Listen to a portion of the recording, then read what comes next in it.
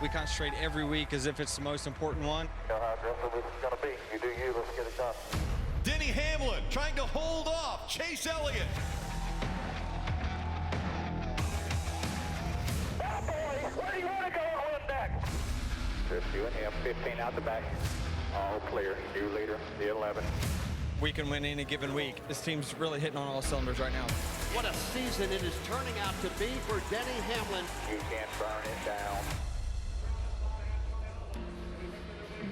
Denny's won the last 2 here at Kansas. No one has ever won 3 in a row at this racetrack. Denny trying to make history there. It's NASCAR Cup Series playoffs from Kansas Speedway. This telecast presented by Coca-Cola.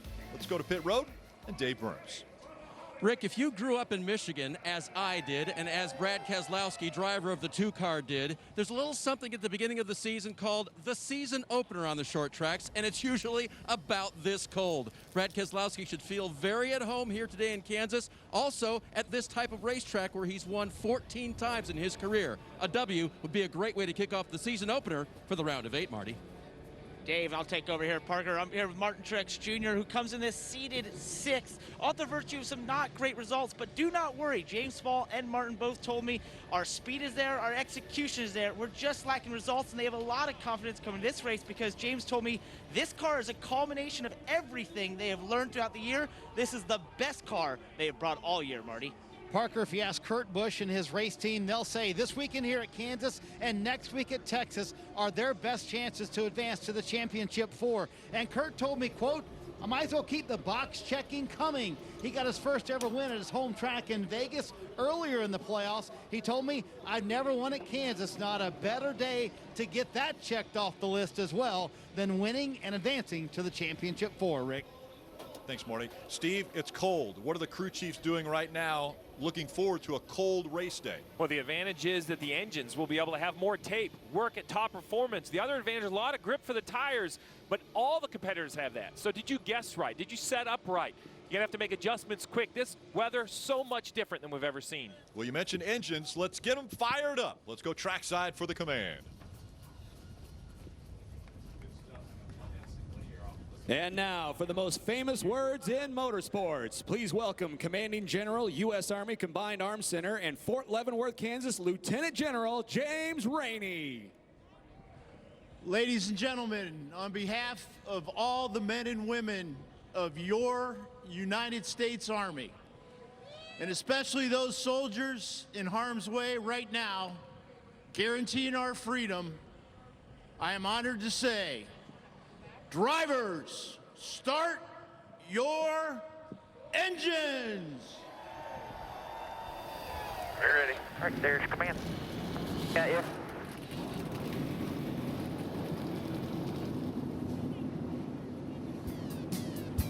Drivers, they're strapped into their offices now, about ready to go to work here at Kansas and maybe punch a ticket to the championship 4.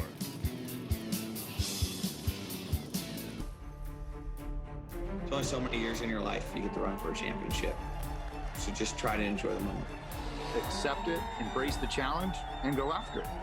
I love the pressure that it brings. Yes, it's stressful. Yes, you can't sleep much, but you are able to find things inside of you that you didn't know was there. And I love that. The drivers who have been most successful over the years really perform in tough situations. This is going to bring out a tough situation. To be a championship driver, you have to have confidence. Passion to win and passion to overcome obstacles and adversity. That's what separates champions. We have an opportunity to do something special, do something great. People would kill for that opportunity.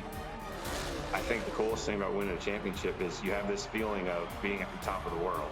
It's the greatest feeling, can't explain it. The biggest thing is there's a drive to be great, not just okay. And I think wanting to be the best. And here is the starting grid today, brought to you by Coca-Cola. And we're going to let Chase the Elliott, playoff Dawsonville, drivers Georgia. introduce themselves. Joey Logano, Middletown, Connecticut. Kurt Busch, Las Vegas, Nevada. Kevin Harvick, Bakersfield, California. Martin Truex Jr., Mayetta, New Jersey. Alex Bowman, Tucson, Arizona. Denny Hamlin, Chesterfield, Virginia. Brad Keselowski, Rochester Hills, Michigan. And we take a look a little bit further back in the field here. Guys that have been eliminated from the playoffs, Blaney, Byron. But again, Steve, a big point of I think everybody needs to understand is the playoff drivers aren't the only ones on the racetrack. There are still 32 other drivers out there trying to win this race here at Kansas. Oh, trying to win, trying to figure out what they're doing next season. So many conversations. Think about Kyle Busch in Road 10, winless in 2020. Never in his career has he gone winless. I know he's out of the playoffs, but he's trying to get that win. As we look a little bit farther back, Poole, Sorensen, Balicki, Fincham back in Road 20. That's all the way through the field. As the car's getting ready to roll off of pit road, let's take a look at some of the cameras that we'll be riding along with. We are right here, we're on board with the 22 of Joey Logano. He has the Coca-Cola camera. Kurt Busch, playoff driver with the Advent Health onboard camera. Kevin Harvick, a lot of people think he's the favorite today. Ford Performance camera. Clint Boyer, hometown race. DeKalb, bringing us these shots. Ryan Newman, getting ready to roll off with his Coca-Cola cam. And we want to see if we can dial up Joey Logano. Junior, you got him on the radio? Hey, Joey Logano, it's Dale Jr. in the booth. You got us? I got you. What's up? Hey, man, just wanted to know, this is a fun racetrack, but it's not without its challenges. What is some of the toughest things about Kansas?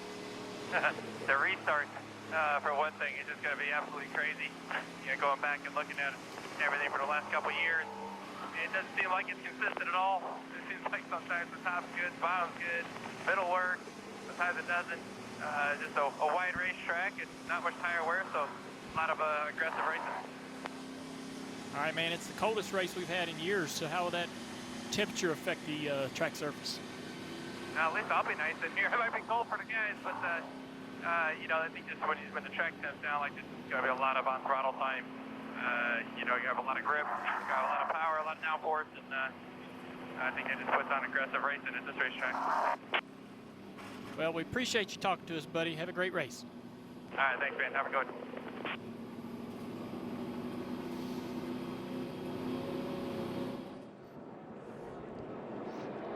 And we do have fans that are in the stands here at Kansas, again, socially distanced, and we've socially distanced ourselves from Rutledge Wood, but he's brought a friend that he's going to watch the race with, and pretty important friend, the winner of the 47th Super Bowl. Bernard Pollard Jr. is joining him. Rut? Rick, this is so cool. I'm really excited. First off, Bernard Pollard Jr., thanks for joining us, buddy. I know we're going to have a lot of fun watching today. You know, you were a Friday Night Lights guy on the football field, but this year brought you into NASCAR. You've fallen in love with it. You're doing iRacing. What was it that really captured your heart about this sport? Well, I think once again, I mean, just it's been told to me all these drivers do is go left. They just press the gas pedal, and it's just about who's the fastest car. And that's completely opposite of what I've seen. I'm seeing strategy. I'm seeing competition. I'm seeing tempers flare. I'm seeing a love for the sport. I'm seeing a fans just welcoming me to the sport. It's just been awesome, and that's what got me in it. What are you most excited about seeing today for the race? Well, right. I think, you know, I've watched this for the last, 6 months, 5-6 months, and I've watched them drive in rain. I've seen the weather delays. I've seen road course. I've seen hot weather. Now this is football weather right here. So now I get to see some cold weather. I'm seeing everybody bundled up. If this was on a football field, somebody better go out to warm-ups with no shirt on, put Vaseline on your face, put it on your arms, and we better get ready to go suit up and beat somebody's tail. These guys better get ready to go. This is going to be awesome, man. Thanks for joining us today. Rick, we're going to be watching on Zoom all day. I can't wait to share. It's going to be a lot of fun, buddy. Yeah, I don't think I would want Bernard coming at me. He was a safety in the NFL, and I'm guessing when they call him Crush Boy 31, it's because he could crush someone. He looked pumped up and ready to go. And we're seeing the cars making their way on pit road right now. That's because they're checking pit road speed here. There's no practice, no qualifying. The first time that these cars will see speed on this racetrack will be when the green flag flies here in just a moment. Yes, you see Kurt Busch looking down at his dash on board with Clint Boyer right here, just confirming You know, you can set your pit road speed, but you want to just confirm it with what NASCAR is getting for numbers. That's the type of penalty that can put you behind very early at a race like this. Clint Bowyer's actually going to be, he's going to be moving up. Oh, look at this. The 14 made by, I'm guessing those are Clint Bowyer fans, maybe friends out there on the grass hill. He's going to head up to the front. Year 15 for Clint Bowyer full-time in the Cup Series, and he just made the announcement 2 weeks ago. This will be his final season as a full-time driver. He is headed to the Fox Sports broadcast booth. He will be helping out Jeff Gordon there. And look at some of the stats for Clint Bowyer. Won the 2008 Xfinity Series championship. Made his first start all the way back in 2005 at Phoenix, and that's where the championship will end this year. That's where his full-time career in NASCAR will end this year. 10 Cup Series wins for Clint Bowyer. Clint Bowyer has been definitely one of the great personalities out of Emporia, Kansas. So back at his home track for the final time here. And DeKalb on the hood. Very fitting, a seed company here in the Midwest. Fortunate to be a teammate with Clint for several years. Become really good friends with Clint. He has a real passion for racing, loves his sport. Bittersweet day for him. He's excited about his next opportunity, still loves driving. Loves the race fans, absolutely loves being around the fans, hanging out with them. If you ever get a chance to, it's a good time. I'd take advantage of it. All right, Steve, let's take a look at the Coca-Cola race breakdown. Well, we've discussed this 1.5 mile track at Kansas and all of the trouble around the corner. 1.5 mile, it looks pretty simple, right? Just a normal D-shaped tri-oval, but it has a little bit of character when it comes to the corners. 17 degrees down along the white line, and as you move up closer to the wall, the banking increases all the way to 20 degrees. That is what's going to encourage these drivers to use all of the asphalt, 2 and 3 wide racing. The race itself, 267 laps, 400 miles. Stage 1, 80 laps. Stage 2, 80 laps. The final stage, 107 laps. Fuel window, 60 or just over 60, and we expect a competition caution, Rick, because of no practice around lap 25. All right, let's head back to Marty. Hey, Rick, your junior mentioned a moment ago, it's coldest race in years. In fact, it's the coldest race in over 5 years, in the 40s with wind chill in the 30s today. It's really going to affect these tires. NASCAR has a rule. Teams cannot apply heat to these tires. So you're going to hear mention of cold tires today. You don't normally hear that in NASCAR. Normally that's reserved for open wheel racing, but cold tires will be a factor this afternoon, especially on restarts. And I had a number of crew chiefs tell me, watch the start of this race. The cold tires and the wind and the chilly temperatures may catch some drivers off guard going into turn 1. Yeah, a lot of times we don't talk about wind chill when we come to a racetrack, but this is the coldest Cup race since March of 2015 at Martinsville. And if I remember correctly, it snowed there. It was that cold, but it's very, very chilly here.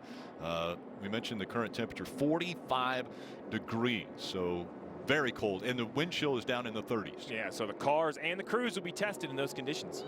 Getting ready for the start of the Kansas race, the start of the round of 8.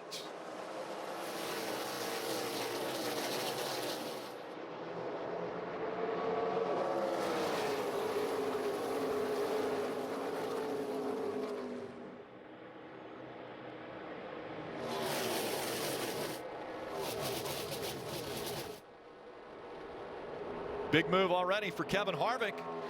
Brings that number 4 Ford to the inside, making it 3 wide as they go through 3 and 4. Kurt Busch tried to block him, but just didn't make it quick enough. Let's see what lane's going to work. Sometimes you make that inside move, and you actually lose spots. Hamlin went with Kurt Busch rather than Harvick. Now going with Harvick. Look around the top of the racetrack, though. That bright yellow and red number 22 of Joey Logano makes that lane work. He should have momentum down the backstretch and help from Kurt Busch in the 1. Hamlin got underneath the 4 of Kevin Harvick. That lost his momentum.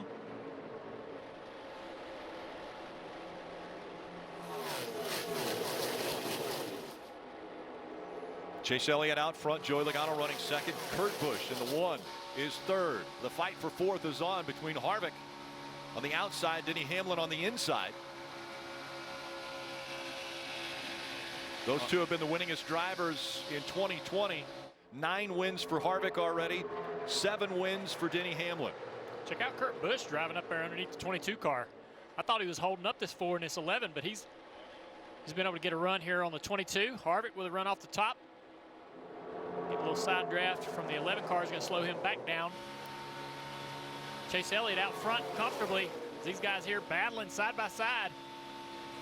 Fight for second is on. Kurt Busch, that lower line, normally you would say the quicker way around the racetrack, but momentum plays into it on the outside, and Joey Logano with that momentum surging ahead here as they go into 3. It's like Logano said, these cooler temperatures are going to have a lot of throttle in the corners, so there will be a lot of side drafting. You'll use that tactic to complete passes. Well, Junior, on the right side of your screen to see the 19 of Martin Truex Jr. He had inspection issues this morning, started in the back, already up 18 positions from the start of the race. As you see, he's doing most of that work on the top of the racetrack, following Kyle Busch currently in the 18, making short work of some impressive cars. The 95 going by, the 3 of Austin Dillon. Look at the speed in the 19 early. Coming up on the 48 there of Jimmy Johnson just in front of them, his final season. Still got a battle here for second place, but behind them, the Hendrick cars, the 88 and the 24 on the high side, driving up into the picture. Alex Bowman, one of our playoff contenders, William Byron. Hey, Junior, Kurt Busch really hanging in there, holding on to the third position right now, trying to keep Kevin Harvick and Joey Logano behind him. I asked him about all these weather conditions today, and Kurt told me I think the cooler conditions really play into our favor. We are very good at tracks where we have high grip. Obviously, they have a lot of grip here today with the cold weather as they go 3 wide on the front stretch for second. Kurt said, I think this weather will only help us to be even better than we expected to be. 3 wide for second. How about Kurt Busch going to the inside, and now the momentum playing into the 4 of Kevin Harvick. Drivers, I think this is the cool weather. This is the cool weather showing up right here. We've seen this aero package on the cooler, grippier racetracks at night. The pack stays together. Well, here it is, 40-something degrees, and the leader cannot get away. The 4, the 22 right on his bumper. I think this has to do with the grip as we see the 4 looking for the lead. Yeah, Kevin Harvick went to the bottom. Chase took that away from him. Now to the top. A lot of drivers talk about Kevin Harvick and this cool temperature being an advantage for Kevin Harvick. He's able to get his car out of the air, take some downforce off that car. That makes it go faster down the straightaways. They have more success doing that than other teams, and these cool conditions could help that make that easier. See if it pays off. Yeah, well, you'll see it if it pays off down the front straightaway or down the back straightaway. The draft that car will be able to create in tow will be strong enough to give him opportunities to make runs and passes on people. Junior, that 9 to Chase Elliott looks like he's driving as much out of the mirror than the windshield. I mean, he's picking his line, basically just being defensive, isn't he? Absolutely. You got so you see the rear spoiler, it's very big. You use that as a tactic to be able to block and take air off of the car that's following you. As the 4 car gets the run here down the straightaway, see this little run he gets from the draft. Now the 9's got to try to drive into the corner in the middle of the racetrack and force him to either go low or high, really taking his line away right there. 4 car bouncing up the racetrack, gives up second place. Yeah, Kevin trying to enter really high into turn 1 right there, and it just did not work for him. There's a bump in the entrance to 1. You can see the car bounce through that bump, and it just lost the steering for a moment. They're running about a half a second faster here than they did earlier in the summer. And maybe they aren't, set up for that much more travel. When the cars go into the corner faster, they travel harder, into the corner, travel further. Well, this is where the 4, this is the Kevin Harvick I know, right around the white line. Look at the speed he carries through the middle and off the corner. Instantly gets to the rear bumper of the 9. An impressive set of corners. Now what will he do? He's going to try to run a lane higher than the 9, but it just doesn't seem to agree with the 4. Basically, Chase goes into the corner in the middle, and that gives Chase the option to go lower or higher without making a big move and taking a lot of momentum out of his car. So he goes into the corner in the center, and that way if the 4 goes low, he can turn low. Look at him turning low to block the 4's move. Now I go into the corner, this next corner in the center of the racetrack, and if the 4 goes high, he'll drift up high and try to take the air from the 4 car. Kevin's got to find a way to surprise him. He's got to find a way to make Chase guess incorrectly. Just showing him something different. Chase is really good in 3 and 4. You saw the gap that he created. Kevin seems to be better in 1 and 2. Jeff, you mentioned surprise him. Do you want to be surprised at 180 miles an hour? There, almost 190 as he was entering turn 1. Anything's a surprise at that speed, Rick. Anything can happen. See that right there? Harvick looks better than Chase in 1 and 2, but down here, he's just trying to get away from Chase, and Chase takes advantage of it, has more speed through the center of the corner. Chase Elliott's out front here at Kansas. Playoff drivers dominating the top 10. Grab an ice cold Coke and buckle up. You're watching NASCAR on NBC. Well, NASCAR Drive, that's your live race day companion. You can follow your favorite drivers with high definition in-car cameras. All you have to do is visit NASCAR.com/drive, or you can download the mobile app today. Still out front is Chase Elliott here. He has led all 19 laps up to this point. Kevin Harvick still holding on to second. Logano is third. Hamlin fourth. And Ryan Blaney, the highest scored non-playoff driver, right now in the 5th position. Good battle here as Alex Bowman dropping back a bit, but you have Kurt Busch and Brad Keselowski. And Keselowski running that high line. Look at the momentum that the two has.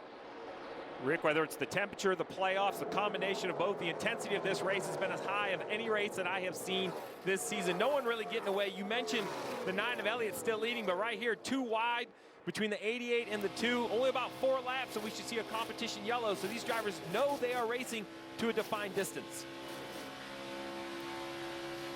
Just right behind that crowd, guys. Tyler Reddick in that 8 car. He's gotten off to a good start today. He was ripping the fence right up on the wall, making a lot of ground up. He's since moved to the bottom, but when we talk about the playoffs guys, all the playoff guys, but some people will emerge as threats as this race goes on, and they may not be in the playoffs. Tyler Reddick up to 9th right now, having a good race. Yeah, there's 3 of them right there with Tyler and the 24, the 20 of Jones. Yeah, look at Logano. He got blocked in here. That slower lap traffic. The 53 of James Davison. That's going to cost him that spot with Denny. Denny going to be able to clear him easily. And lap traffic, guys, I think it's going to be a point of conversation just because the leaders use the entire racetrack. Bottom, middle, and top. So if you're a slower car, I'm not sure you know where to go to get out of the way. See Blaney in that 12 car. Another one of the guys not in the playoffs, but having a strong race. Marty?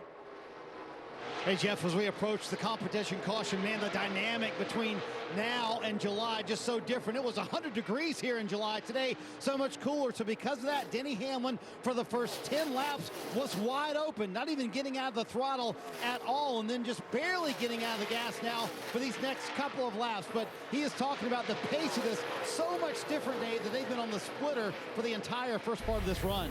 Marty, when you have a temperature swing like that, some 50 degrees or so, you're going to bring a different race car to the track than you had in July. Talking with Paul Wolf, crew chief of this yellow red 22 for Joey Logano this morning, he said it isn't super simple, but you do simply plug in a temperature change into the simulation programs, and you begin to get an idea of what car would be optimal to bring here.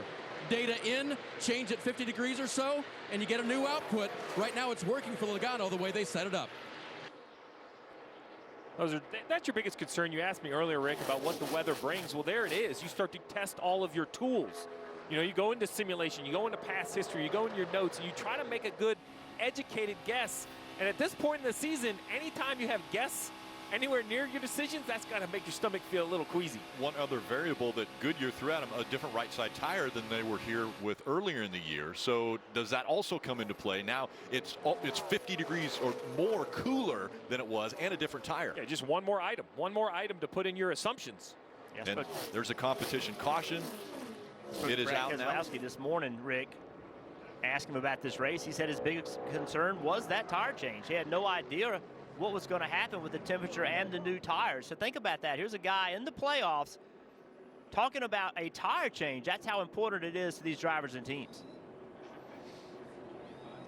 And now into the hands of the crew. So also cold for those crew guys. It's cold. One car that's not cold, the 19 of Martin Truex Jr. 25 positions from last on the field to 12th before the first pit stop. 25 positions in 25 laps. An amazing run. Remember this 19 car, we heard about it at the top of the show. 6 wins at this point a year ago. Only 1 win with his new crew chief so far. I'm waiting to see what is going to happen. Whether they're going to have that breakout day that instantly moves them to Phoenix, then makes them a favorite, or are they going to have the same, not bad, but kind of average day by Martin Truex Jr. standards? We'll see. And the crew, Rick, you mentioned those temperatures. Kind of got to get warmed up, jumping over pit. Well, you're that kicker. You've been iced on the sidelines. Now you got to jump in and make it happen. Well, every time a caution comes out, the pace car will go out onto the track. Leading the field is the official pace car. That's the 2020 Toyota Camry TRD. Getting everyone in line. It will be lead lap cars that are first onto pit road, and then any lap down cars will be making the way the second time around. Chase Elliott had drove away from the field as those tires started to wear. Now they'll all get new tires, and we'll see another pretty frenzied restart, I think, after this. Chase Elliott bringing the field onto pit road, and we'll start with Parker. And Kevin Harvick will pit behind him from second place at the top of your screen in that car at the top there. He was just too loose to start off throughout that run, but said as it got late, just before the caution came out, he felt like it was getting better and starting to level off to the 9. It'll be 4 Goodyear tires and adjustment in the right rear. Marty. Parker, to further emphasize how cold it is here, Denny Hamlin was asked, how are your temperatures? He said 45 degrees below what we expected. They're going to add some tape on that car for the 11 car. And he said, I just see more security overall. Chase Elliott, no complaints. And he led all 27 laps, but does not lead the race off pit road. You see his teammate William Byron taking 2 tires here and wins the race off pit road. Yeah, a little bit of strategy coming into play early for the 24 team. Chad Knaus on the box until the end of the year for that crew.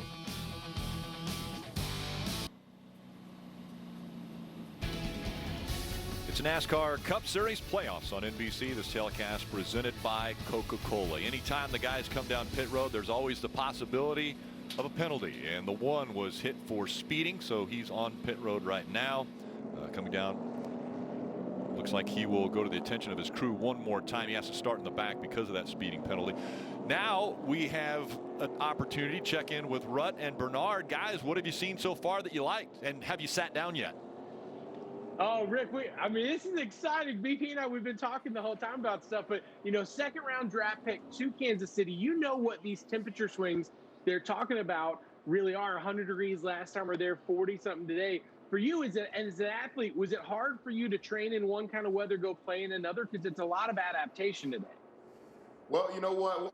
The great thing about it, when it's hot out, you know, I was a guy that cramped a lot, and so I got IVs, and I'm scared of needles.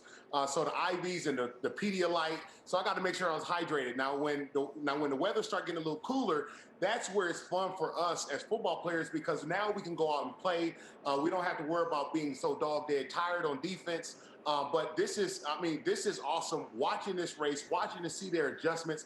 I'm at all right now. I'm in all right now. Rick, we're ready for another restart, buddy. Bernard Pollard Jr. joined us today. This is awesome. He's the other direction to you, Rut, by the way, if you're going to point at him. But we're glad that he's here, and I too am a little bit afraid of needles. So glad that we found out that he is human. Field approaching the Geico restart zone here. Once again, it's Chase Elliott, William Byron on the inside. Byron with a great start. Good jump here.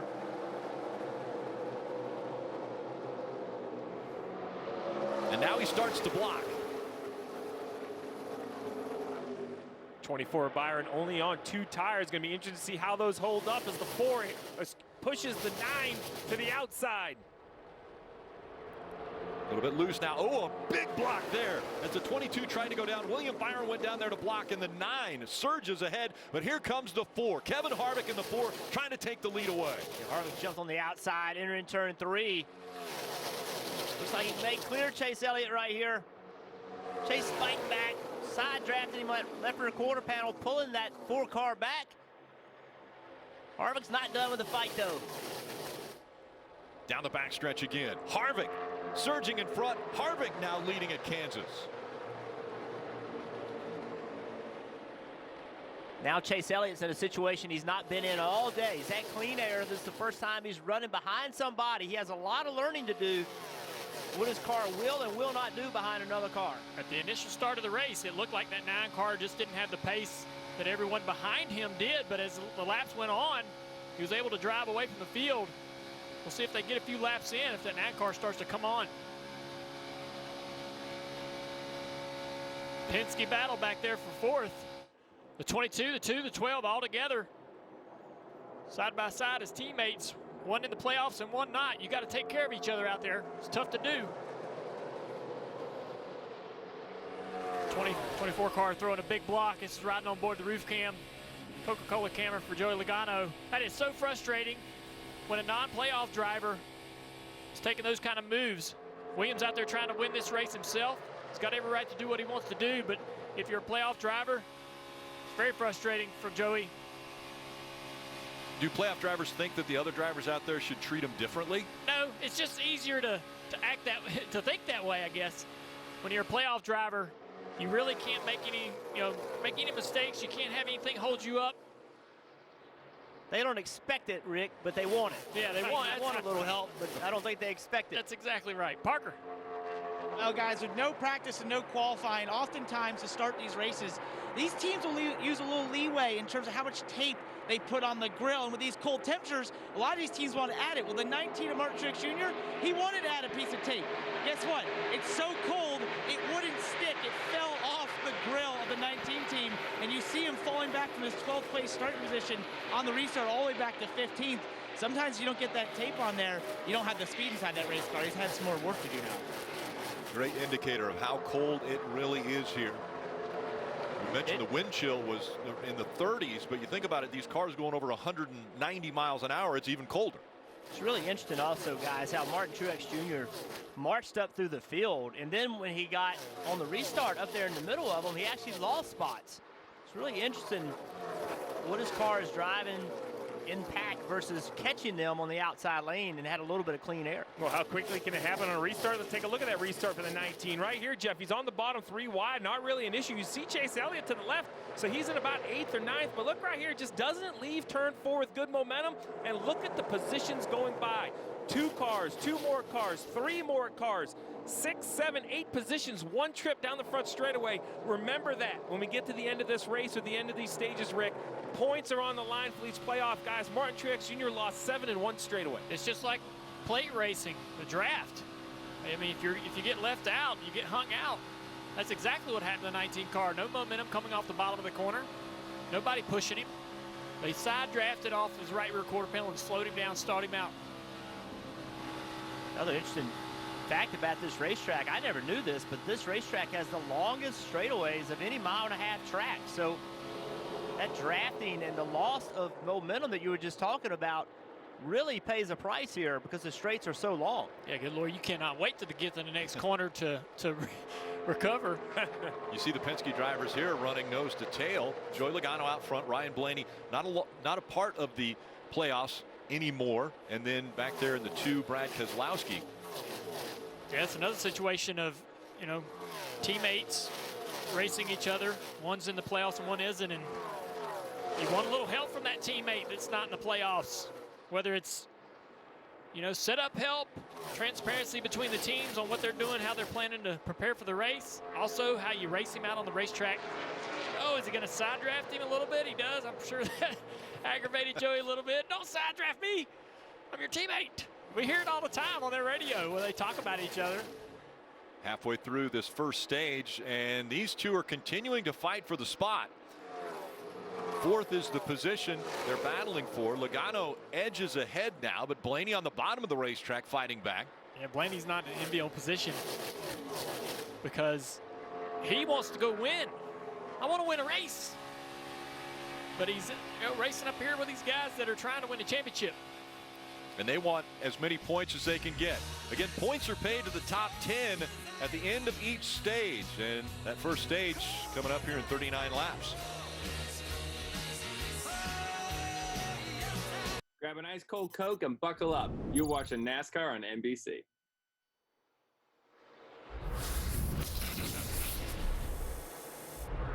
Joey Logano right now running 6 up front. It's Kevin Harvick leading the Hollywood Casino 400 here from Kansas Speedway. Tomorrow night on NBC, Gwen, Blake, John, and Kelly are back. The new season of The Voice. It's tomorrow, 8 p.m. Eastern, 7 Central.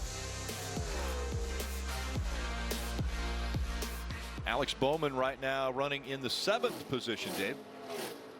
And Rick, we've been green since the competition caution here at the Kansas Speedway. And if this run goes completely green, it could be almost a half hour or more between these crews see action again. The temperatures, we've told you, are really cold today. And one of the things the crews will do, in addition to moving around wearing extra layers, is they'll keep their helmets on. You know, during the summer, sometimes they can't wait to get them off between pit stops, but keep that head warm, keep yourself ready, because a half hour between pit stops, that's a good way to slow down, and they don't want to do that today. Alex Bowman's crew trying to get ready for the next time he'll be down pit road. Saw that temperature comparison there. 93 degrees when they were last here in July, and now just 47 degrees today. And the temperature is going to dip down into the 30s. I'm impressed with the speed in the 88 car, the Chevrolets in general. Let's hear what the 9 car is talking about. The radio's got an issue of some sort. Having to get to the break here. Can't hardly hear y'all. Communication. You always want good communication. Just one more thing that can be distracting. We just heard about the crews. I think about the spotters, guys. I don't think that's the issue with the 9 radio, but talk about how cold and windy it is. We'll take a guy from pit road. We'll put him up on the roof. It's way colder. Look at these guys up here all bundled up. No telling who's who. Everybody has hoods and layers.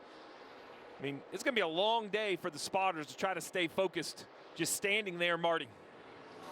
Yeah, see, somewhere up there is Eddie DeHaan, the spotter for Chase Elliott. I called Eddie before the race and said, hey, how bundled up are you guys going to be? He has on 5 layers up top, 3 layers in his pants, and just trying to stay as warm as they can. But up there, you can imagine how much more wind is blowing on those spotters. It's about 15 degrees cooler for those guys, they say, with the wind chill up there versus everybody down here on pit road. It is a tough day for these spotters, and as Eddie told me, hey, you got to stay warm if you want to stay focused all day long. Chase needs me focused. I'll do my best job to stay warm.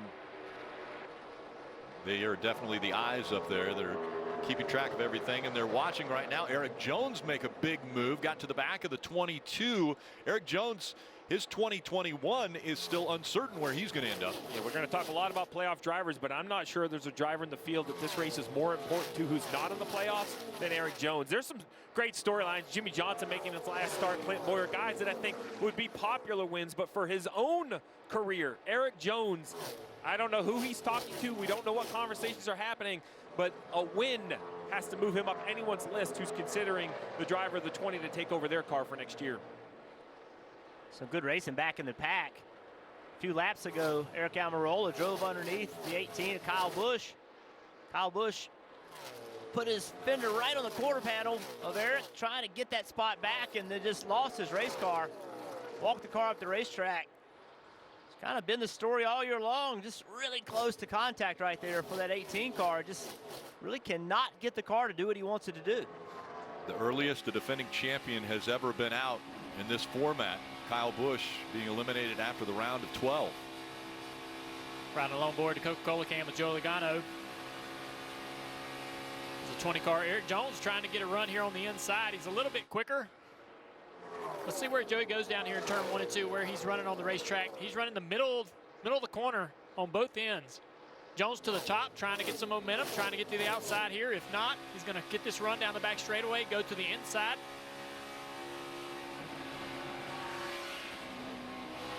The 22 has to lift pretty hard there for a lap car, allowing Eric to go by. The 22 fading a little bit here, guys. Next car to come up here and try to pass him is Martin Truex Jr. The 12's fading just a little bit as well. He had just passed Brad and was really running the 9 car down, but he's lost something here in the last couple laps. And Brad's gotten back by him. And maybe Brad's just getting better as the run goes on. We always see a lot of early run speed out of the Penske cars, but today they seem a little bit better with that as far as being able to hang on and compete throughout entire runs. Always fast right when they take off on new tires. So 9 cars driving in on this 4 here, guys, on the long run. Yeah, he's been quicker than Kevin has the last couple laps. Yeah, Chase has shown some great long run speed in the first part of the race. After the initial start, he kind of held those guys up a little bit. Then he drove away from them. Now he's running them back in, Marty. Yeah, Dale, that's kind of the calling card for the 9 team, the long run speed, and they're showing it here as well. But are there more problems with the radio? We heard that communication earlier. This happened 2 laps ago. Listen. How about this radio you got me? So I can't hear y'all at all now. I want to figure something out. Neither radio work? Good, we can hear you. So, Steve, if you're Alan Gustafson, what do you do now? Chase has told everybody, I can't hear you. They can hear him, though. So what do you do if you're Alan Gustafson, and how do you fix this situation here early in the race? Obviously a problem with the radios for the 9 car. Well, most teams have a remote radio setup that can be handed in on a pit stop. It's normally just a radio with its own push-to-talk button, can be plugged directly into the helmet, because right now, no radio is not a big issue, or at least Chase Elliott not hearing Allen, because they're by themselves. But Rick, we've seen how crazy these restarts are. 2, 3, 4 wide. Eddie DeHunt, the spotter for Chase Elliott, is going to have the ability to have clear communication to his driver. That's when the issue will become the biggest. Let's ride on board with Kevin Harvick. See Chase Elliott's running down. Let's see if we can figure out what Kevin's dealing with. He's wide open in the gas. Has to come off the throttle right there. Never completely out. Just maybe not able to go back full throttle as quick as he wants to. Watch his steering wheel. Looks like to me, he tugs on that wheel a little bit loose right there.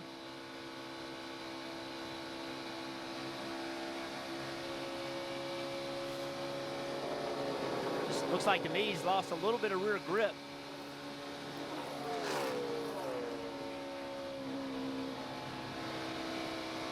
See that wheel where he's got it moving the hands back to the right? That's just trying to keep up with the rear of the car.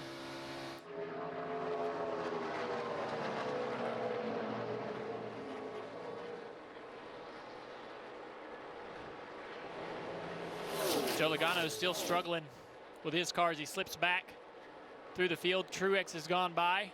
The 8 car now. If Reddick is right on his bumper. The 95, the 14, he's got a lot of guys right behind him here, guys. He's going to be losing some spots at this rate. Things tightening up front.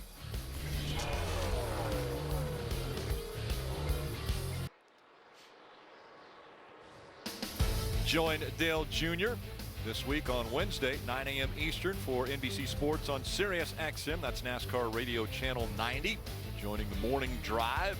Junior giving you some insight as to what's going to take place at Texas, a racetrack where he knows all too well how to get to victory lane.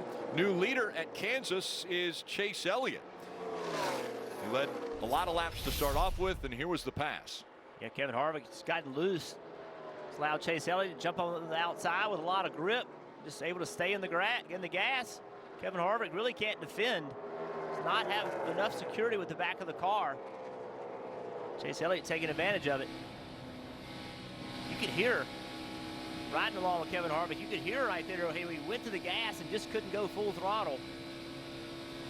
So I think seeing these 2 guys who have pretty much dominated the race up to this point, the 9 and the 4, one's got the short run speed, the other's got the long run speed.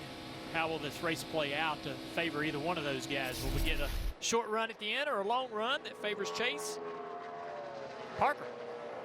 Well, guys, it's interesting you point out that Kevin Harvick lost rear grip there, because he absolutely did, but it was the same thing in the first run of the competition caution, but it was earlier on that he lacked rear grip. When he got towards the end, when that competition caution came out, he said he felt like the car was actually coming to him, and his speed compared to the 9 was leveling out. Now, as we've seen them go about 10 laps past that last run, it's obviously gone the opposite way, starting to lose that rear grip, and the 4 car just doesn't quite have the handle on it, Dave. Parker, 39 laps into this run, the 2 car, Brad Keselowski, is reporting a small vibration, and then he categorized it as a 5 out of 10, so halfway to really, really bad. But remember last night at this track, Chase Briscoe winning the race in the Xfinity Series in a Mustang also reported a vibration that the team told him, well, that's pretty common here, and the team is relaying back to Brad. Remember, it's sort of common here as well. Guys, this smooth racetrack makes a sensitive driver feel just about everything. The crew standing by just in case. Yeah, for whatever reason, this track has always kind of created vibrations that feel like a loose wheel, but tend to be not loose wheels. And it's tough to trust that as a driver, but having so much experience here with that, you can kind of get those vibrations at Kansas and kind of, put it out of your mind and keep on running.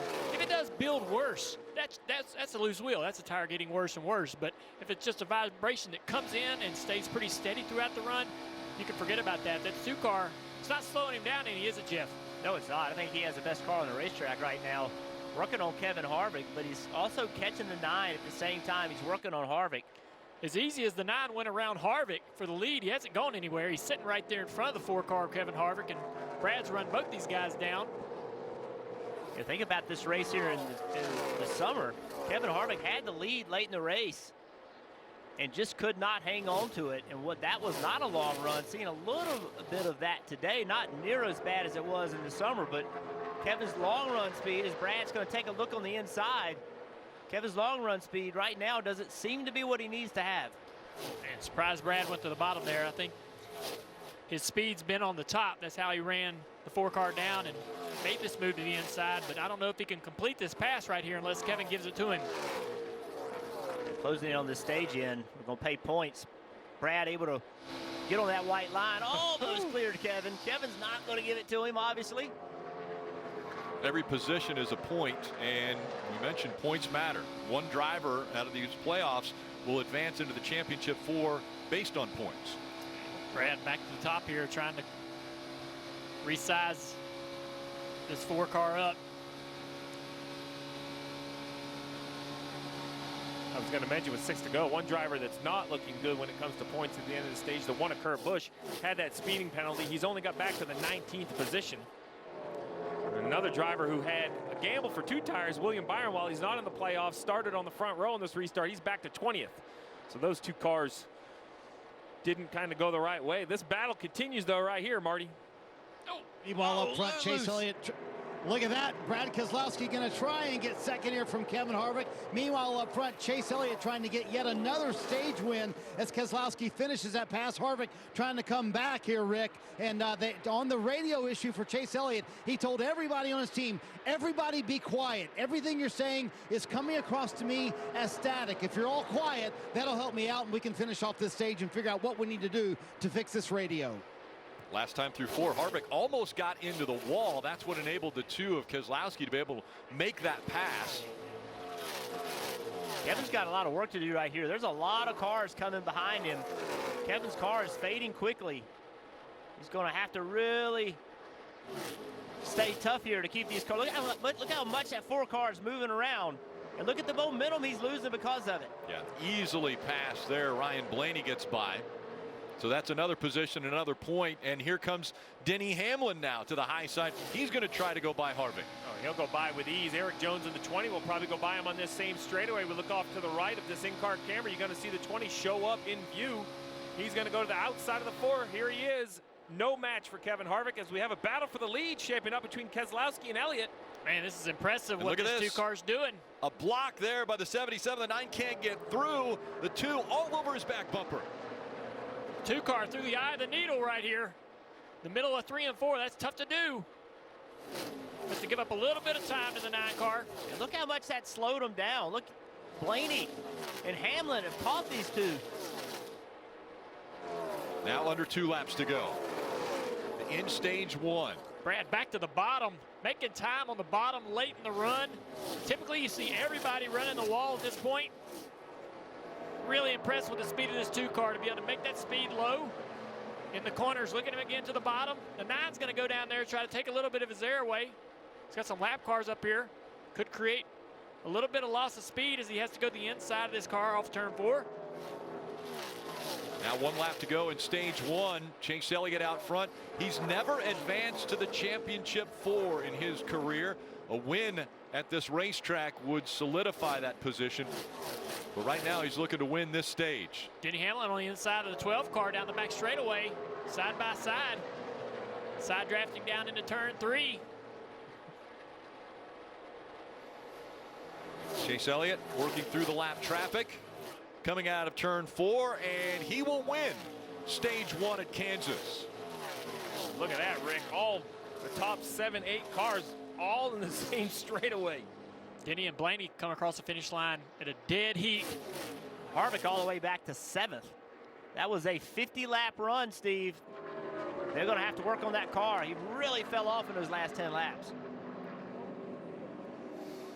Chase Elliott gets his 9th stage win of 2020. And momentum looking very good at the end of that stage. Stage 1 winner, 10 extra points. All right, Marty, we have heard the 9 of Chase Elliott has had issues with our audio. What are they going to do to try to fix it? Yeah, the whole end of that stage, that was all Chase Elliott. He had no spotter, no one communicating with him. So they're going to hand him a new set of earplugs. You can see it right there. They're going to try and hand it inside the car. Now, Chase just unplugged and plugged his own earphones or earplugs back in. He said he can hear the team a little bit, but I don't know how he's going to get these new earplugs into his helmet. That's going to be the trick, and see if he can pull that off. But they're going to try and get this radio communication fixed for Chase Elliott on this pit stop, Dave. No communication issues for Brad Keselowski. Almost caught Chase at the end of that stage. Wants just a slight chassis adjustment, tear off the windshield, piece of tape on the grill. Marty, back to you. Ryan Blaney, non-playoff driver, terrific run. Came in running 4th at the end of that stage. So the car's just a little bit free. What they're going to do for Chase Elliott is they have taped those earplugs to the bottle they're going to hand inside the car. So they hand that bottle inside the car. There you see it. Now Chase is going to grab those and see if he can fix this radio situation himself. Again, when he unplugged his radio this past time and plugged it back in, he could hear the team, but barely. The race off pit road won by Denny Hamlin, but now Chase Elliott goes to work inside the car to try and fix that radio himself. And you see a couple positions for Denny Hamlin. Elliott lost one. Blaney, Jones, Keselowski all moving. Well, this Tuesday night at 9 p.m. Eastern, the eNASCAR Coca-Cola iRacing Series playoffs continue from the virtual Kansas Speedway. The second race of the playoffs.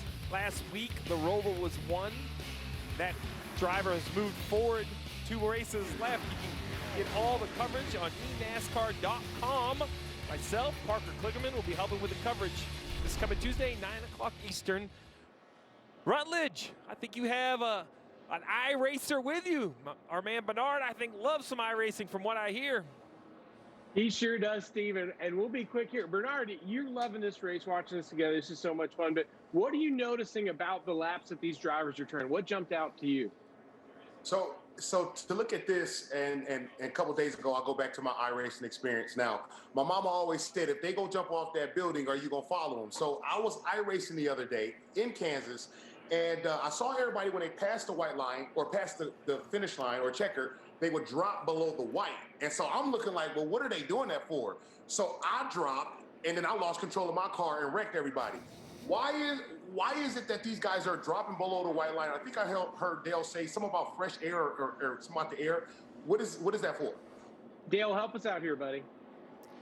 Well, you know, these guys, they can go down underneath that line and get a little bit of advantage, but they're just trying to keep clean air on that nose to keep that car turning. It's important to not lose the front end of that car in the turns.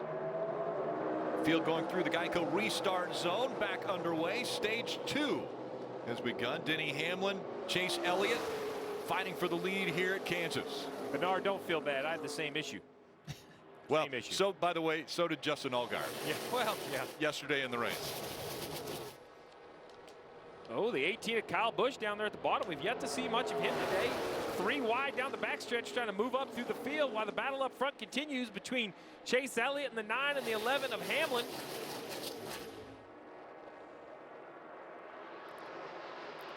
They stay side by side.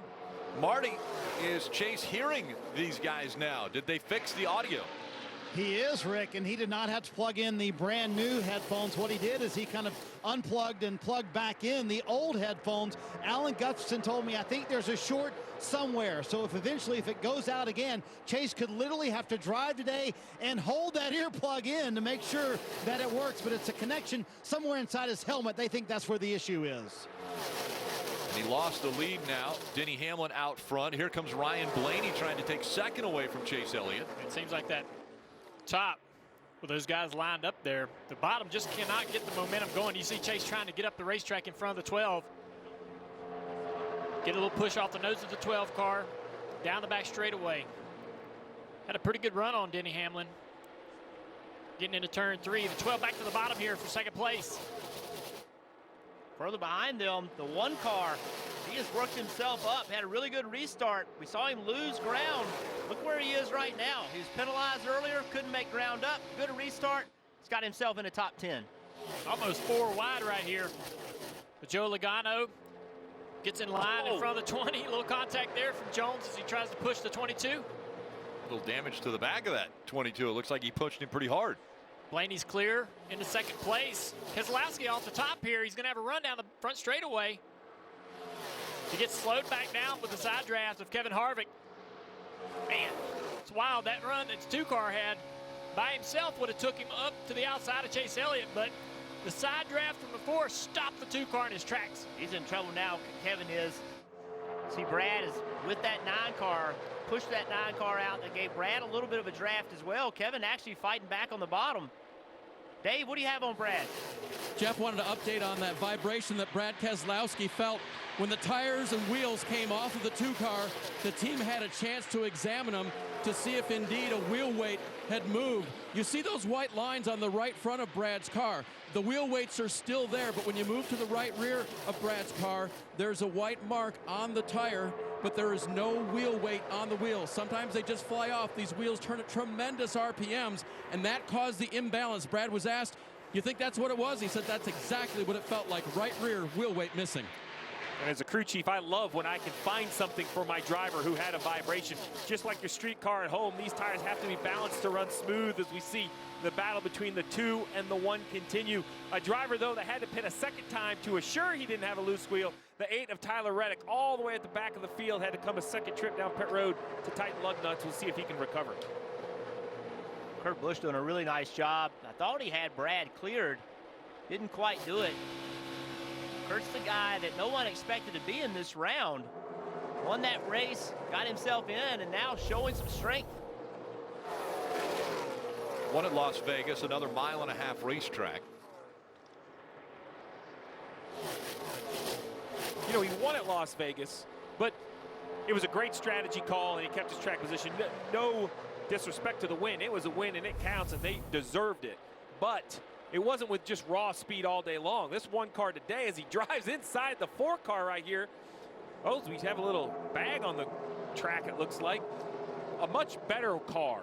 A much better car than what the 1 had at Las Vegas. And he just drove. Harvick struggling. Harvick he lost his car right there. You got to imagine that car feels really good out front, but the more he gets behind these guys, the more traffic he gets in, the worse it's going to be for him. As we've talked about over and over and over, they like to trim their car out, take the drag out, take a little downforce out for that straight line speed. Guys, what about, wow, look at that. What about an adjustment to this 4-car? Because he wasn't good on the long runs. Could he be getting better as this run progresses? I don't expect it would. I think he'd have the speed on the early part of the run when he's got the grip of the tire. Ryan Blaney trying to get up here and take the lead away from Denny Hamlin. Hanging in there with that 12-car. He's had good speed. Yeah, Junior, last time down the front stretch, Blaney, just like this, got a big run on the bottom. Hamlin blocked. They had to crisscross each other. We'll see if Blaney can complete it this time, just like this. So Denny's going to take the shorter route. Bernard was wondering, that's how you do it in iRacing. Everybody runs that line online because it is the shortest route. Things are kind of dynamic here in the real world. You draft wherever the guy is in front of you, wherever he goes. Blaney's car is just so good at this end of the racetrack. This time Hamlin goes all the way to the white line. He's going to take that bottom. But even with that, the 12 car seems to have a pretty good run. It just kind of goes away down the straightaway. Again, to the apron. The 11 car using that apron, using that shorter distance, trying to break the draft. We normally see these races dominated by the drivers and the teams that are in the playoffs. It's so difficult to bring the same amount of energy, the same amount of emotion that those guys in the playoffs are able to bring, because their race means so much more to them. Championship on the line, but Blaney and his team have brought a lot of speed today. They're going to be a threat all day long. I don't think that's a question.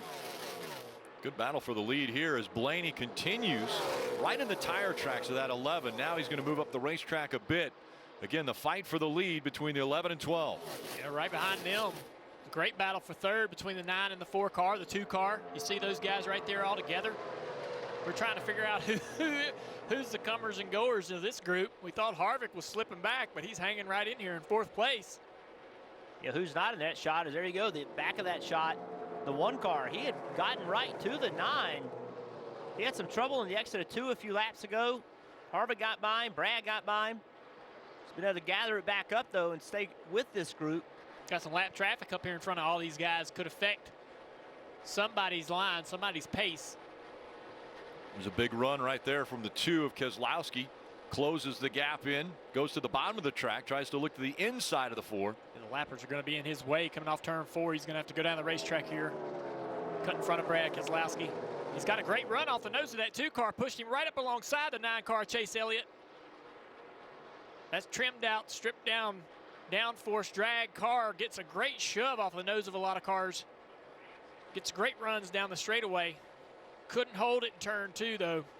Didn't have the grip to be able to complete the pass. Denny Hamlin's out front and being dogged by that 12 of Ryan Blaney. Remember, Hamlin's won the last 2 here. Nobody's won 3 in a row. Grab an ice cold Coke and buckle up. You're watching NASCAR on NBC.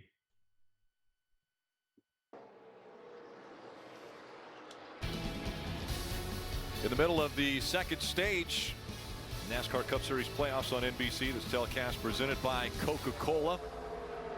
Denny Hamlin still out front. The official app of NASCAR delivers an all-new AR racing experience for the playoffs. All you have to do is search NASCAR in your app store and download for free to start playing today. Hamlin's out front, but it hasn't been long since the 12 of Ryan Blaney has been right there fighting. And some of these lap cars are coming into play now as far as the lead of this race, as we see a good battle on the right side of the screen too. Chase Elliott moving in front of the 4. Yeah, it's right about that time where Chase's car starts to continue to go toward the front. He has that long run speed. The 4 car starts to struggle. 12 car did get right up beside our leader. Lap car foiled that plan off of turn 2. Denny kept the lead by using the top of the racetrack. That's where the 12's car is going to go to try to recreate an opportunity to make a pass. You see what Blaney was able to do there is this track's been run on more and more as he's able to enter the corner higher. That's going to be a big advantage. See right there, able to enter the corner and keep the car on the wall. That helps his momentum on corner exit. Watch the run he gets right here on Hamlin. Just got to keep doing that. It's a game of inches. You're just gaining an inch a lap, just an inch a lap, and eventually you'll have an opportunity to make a move. That's the problem. Now my front is a little bit too tight, and I have no rear grip. 10-4. It's Kevin Harvick talking about the balance of his car. He's starting to fade just a little bit here, struggling with the handle. Marty. Ryan Blaney sitting in 2nd, and he told me, listen, we still have a lot to prove. We may not be in the playoffs, but even when we were in the playoffs, we thought this would be our best round. Kansas, Texas, Martinsville, honestly among our top 5 racetracks. We need to show that we can go out and get a win. Right now, Blaney trying to pass Denny Hamlin for the lead and get up there and lead some laps here at Kansas. Behind him, Chase Elliott, the radio issue still not solved. Listen in. Clear to 2, you got 3 on him. The louder you talk, the less I can hear you. Copy. Have back up top.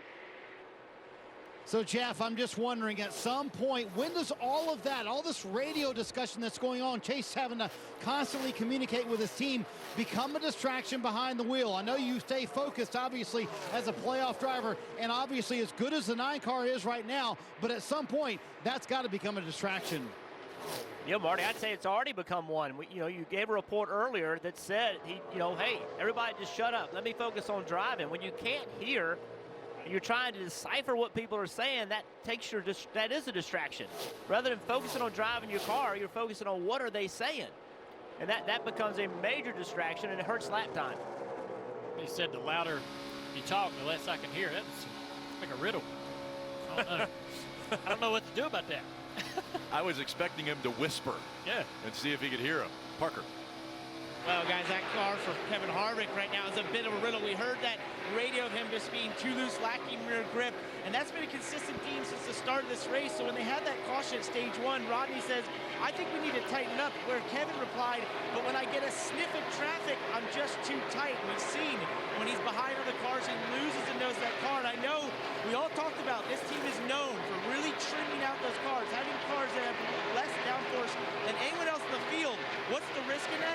we're seeing right now, the Ford car, where he's struggling to get the balance and doesn't have the grip he needs to run in traffic. I think the cool conditions, guys, makes it that much more tempting to trim it out even more, because you're expecting so much more grip in the racetrack. But in traffic, you still lose the car aerodynamically the same, whether the track's hot or slick. So maybe these guys just overstep the bounds just a little bit. The question is, can they find a way to get it dialed back in? You see right here, the 12 and the 11 have had this battle. This is when Blaney finally worked to the inside of the 11, and they come on the 0-0 of Quinn Houff. Quinn does a nice job leaving a lane for the 11. Unfortunately for Blaney, that let the 11 have some momentum. Now the 12 has gained all the way back to the rear bumper of the 11. He's inched his way back in, and with green flag pit stops expected in about the next 5 laps, it's kind of a game of chicken now. Who will go first to pit road? But this has been the look right here. The 12 climbs the banking on 1 and 2, and he gets through the middle of the corner pretty good, but then run down the straightaway just kind of equals out. Steve, you mentioned earlier the fuel window was going to be around 60 laps. You think they'll come a little bit earlier? Yeah, I think tires have some value. They're out of the gas. New tires will pick up speed, so you're going to want to try to split the stage in half. Have the newest tires for the longest amount of time you can.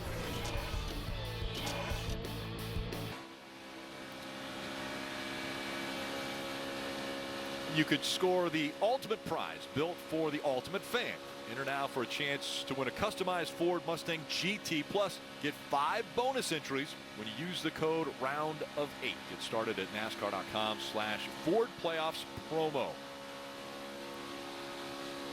Riding along with Clint Bowyer at DeKalb, number 14.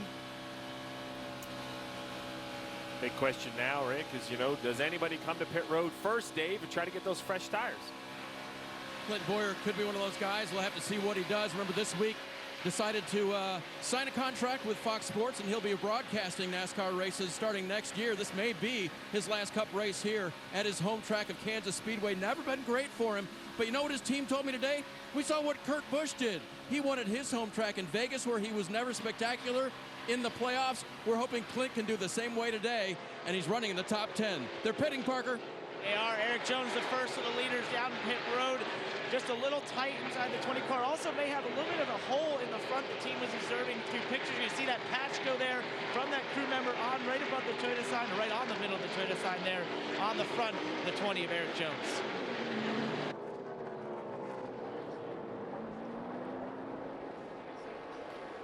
Slow pit stop to repair that hole, but I actually prefer that to happen under green, as we see Kevin Harvick come to pit road as well. While you would think the time loss would be worth, as long as you don't lose a lap, you're losing less spots. The field is spread out under green. Under yellow, that could have been 5, 10, 15 spots.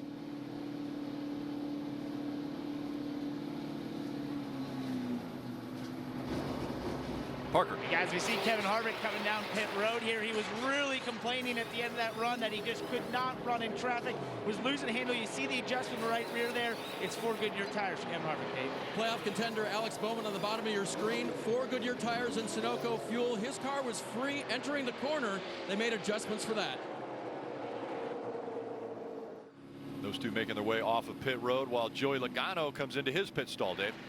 Rick, speaking of free, Joey Logano said during this run his car was sideways at times, so the Team Penske crew will go to work for him, changing 4 Goodyear tires and putting Sunoco fuel in there. You see the wrench in the rear window. Pretty significant chassis adjustment for this former winner. Marty?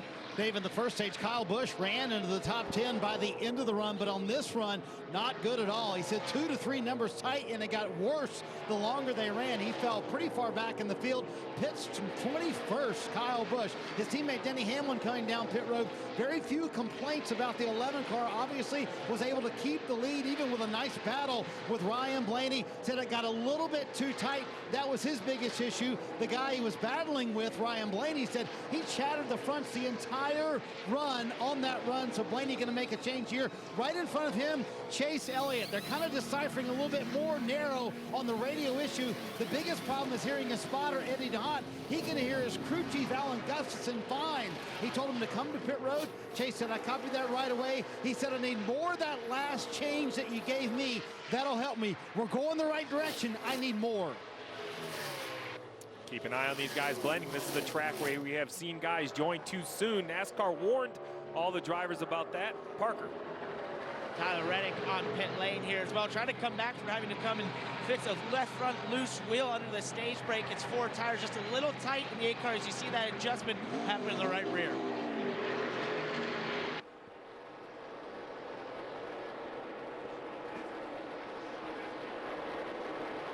Tyler Reddick coming off of pit road, as is the 48 of Jimmy Johnson, also getting service.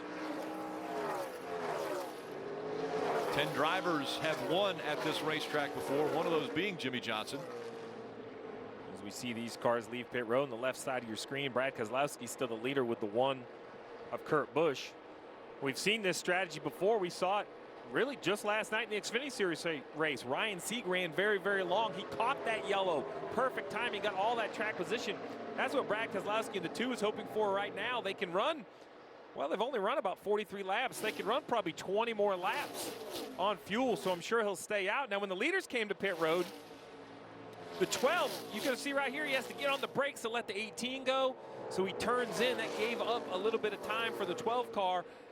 And then leaving, he had to go. Here's 2 looks of it. First, it starts with the 3. He had to check up to go by the 3. Then the 18 pulls out. He had to check up to let the 18 go. That little bit of time is all it took for the 11 to make a big gain. And then add on top of that, the 12 has to turn out around the 9 car.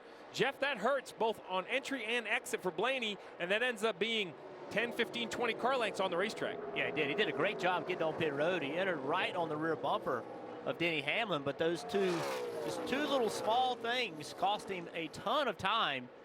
Hamlin was able to get out in front of him. Marty.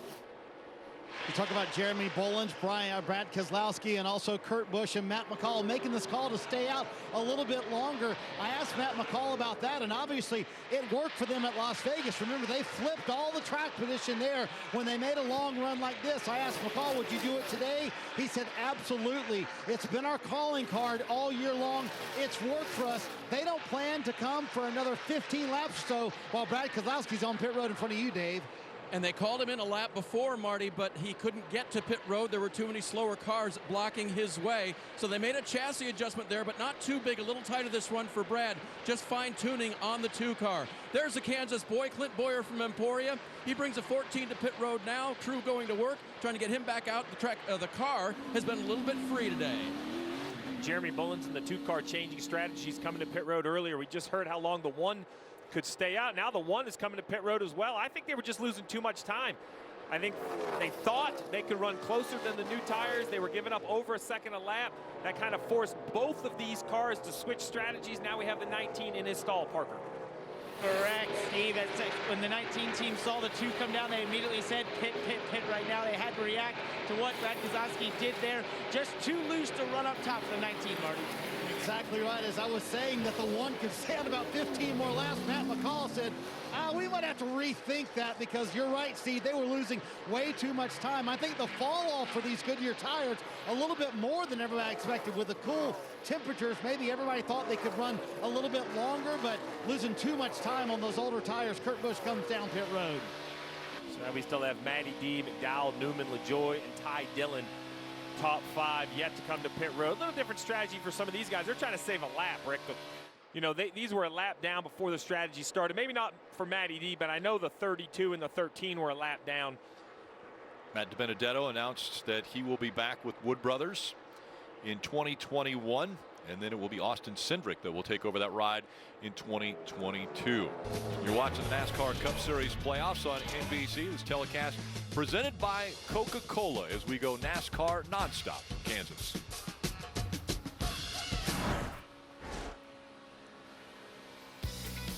Getting geared during the playoffs, you can check out the greatest selection of t-shirts and hats, die-casts, much, much more. For all your favorite drivers, all you have to do, visit NASCAR.com/shop.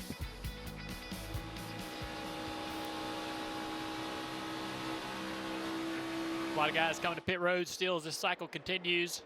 Kevin Harvick had a real close call. The 13 coming to pit road gets up the racetrack a little bit here. So he's seeing wiggling race car, and Harvick has to get way out of the gas. Almost, watch this off the roof. He almost hits the wall off turn 4. Pitting in front of you. Say hi. Pitting in front of you. Good. As he's up the racetrack. I bet Harvick had some words to say about that. Cost Harvick position. He fell behind Chase Elliott into 4th place. Way up in front of Chase is the 12 car. Not quite in 4th place. We haven't finished the cycle yet, but this will be battle for 3rd right here once all cars have cycled. And Steve, I would guess these guys, there's 4 cars right now that haven't come to pit road. Within the next 5 laps, they have to, otherwise they'll run out of fuel. Yeah, they're going to have to come to pit road, and there's a whole bunch of drivers that can't wait for it to happen. Reddick, Custer, Johnson, they're all trapped a lap down by these guys that have stayed on the racetrack. Parker. Well, guys, we talked about how Kevin Harvick may be struggling a little bit with that car being so trimmed out. Well, just before the green flag stops, take a listen to what he had to say on the radio. Just needs a little bit of turn back. Not far off. I mean, I can't even make the corner when there's cars in front of me. Definitely made the traffic part way worse. And that's the problem being trimmed out when the traffic's in front of you. It looks like Ronnie Childers and Kevin are maybe making a little headway here under these green flag stops, being able to gain up on the 9, but that is such a tough way to race, especially the rate at which a lot of these leaders are catching lappers. When you lose that nose, when you get that dirty air, it's a real problem. Fastest car on the racetrack right now, Brad Keselowski, as he comes up on the back of this 4 car. Kevin Harvick, we know that he tried to run long on his pit strategy. Oh, we got a crash on the front straightaway. 42 car, Matt Kenseth around. Kenseth gets it straightened back out again, but damage to that car, and you see the smoke rolling out as the caution has come out now. Just the 3rd caution today, but this is the first for incident after the competition caution on the end of stage 1. And this unfortunate turn for the 42, a huge break for Matty D. He had yet to come to pit road. Him, the 6 of Ryan Newman, the 32 of Corey LaJoie will all save. Not coming under green, though. A couple of them will save a lap. The 21's going to gain some track position. Great call for the 21. Very unfortunate for the 42. I didn't see exactly what happened. When you called it, though, Dale was right below us. By that time I looked down, he was backwards. Yeah, we'll have to take a look and see if we get... A lot of damage to the left side of that car. Yeah.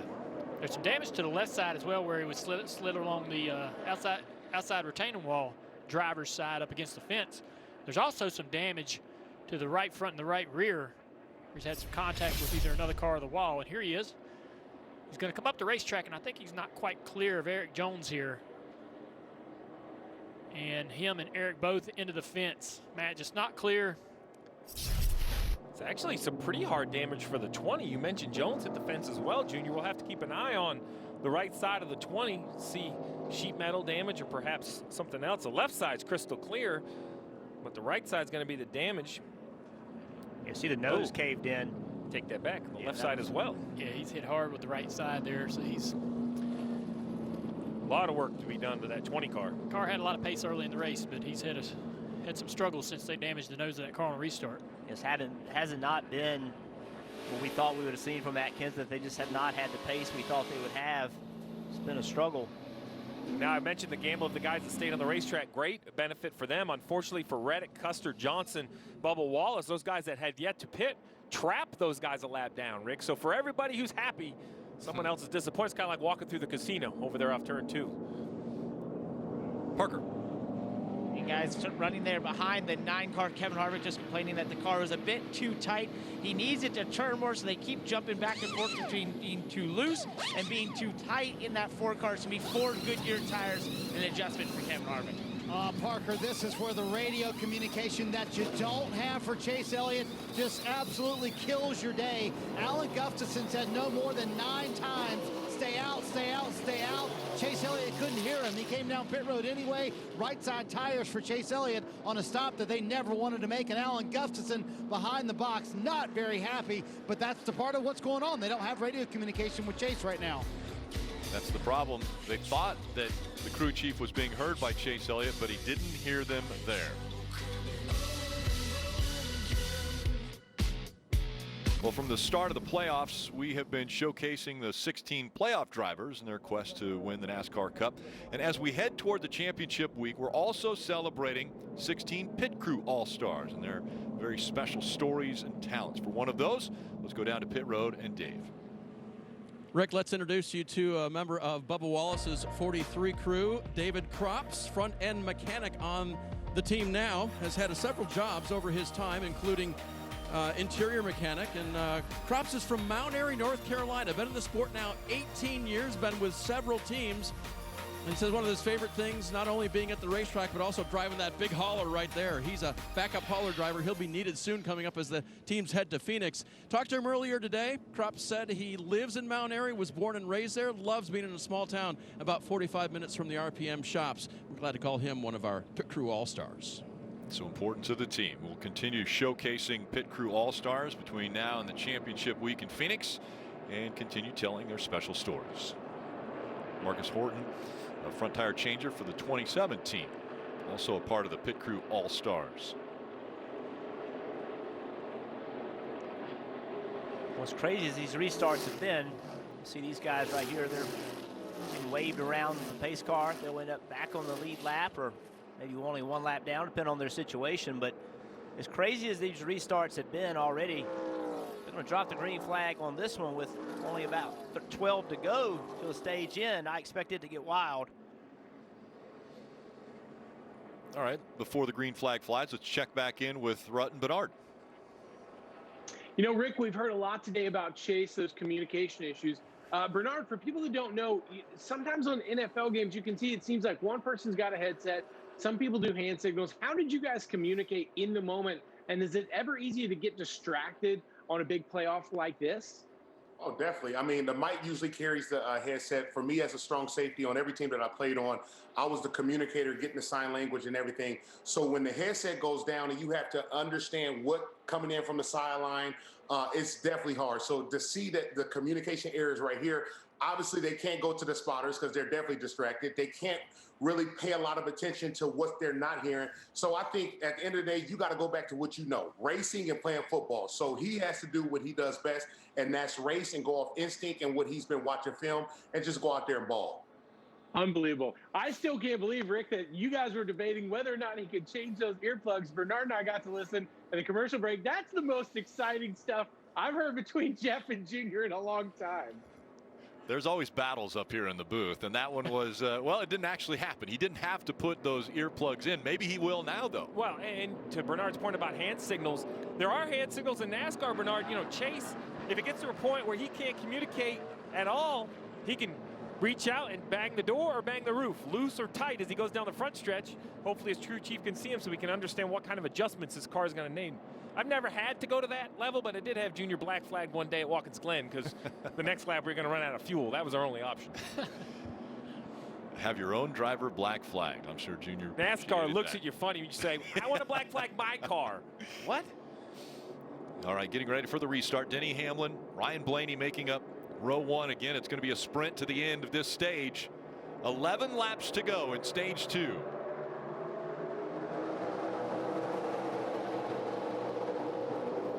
Moving out of line, the 4 of Kevin Harvick. He's got those new tires trying to make something happen here.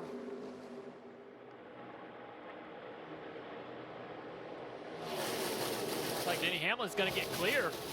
Not going to have anybody having to side draft him. Look at Harvick down here, though, 3 wide.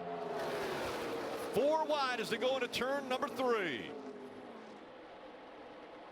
See if he can make that work on the bottom under his teammate Clint Boyer. And they're making some good ground here on the bottom of this racetrack. On a restart, usually the tie side's got the momentum, but those tires, they're driving right up through this field. Chase Elliott left the bottom available to Harvick.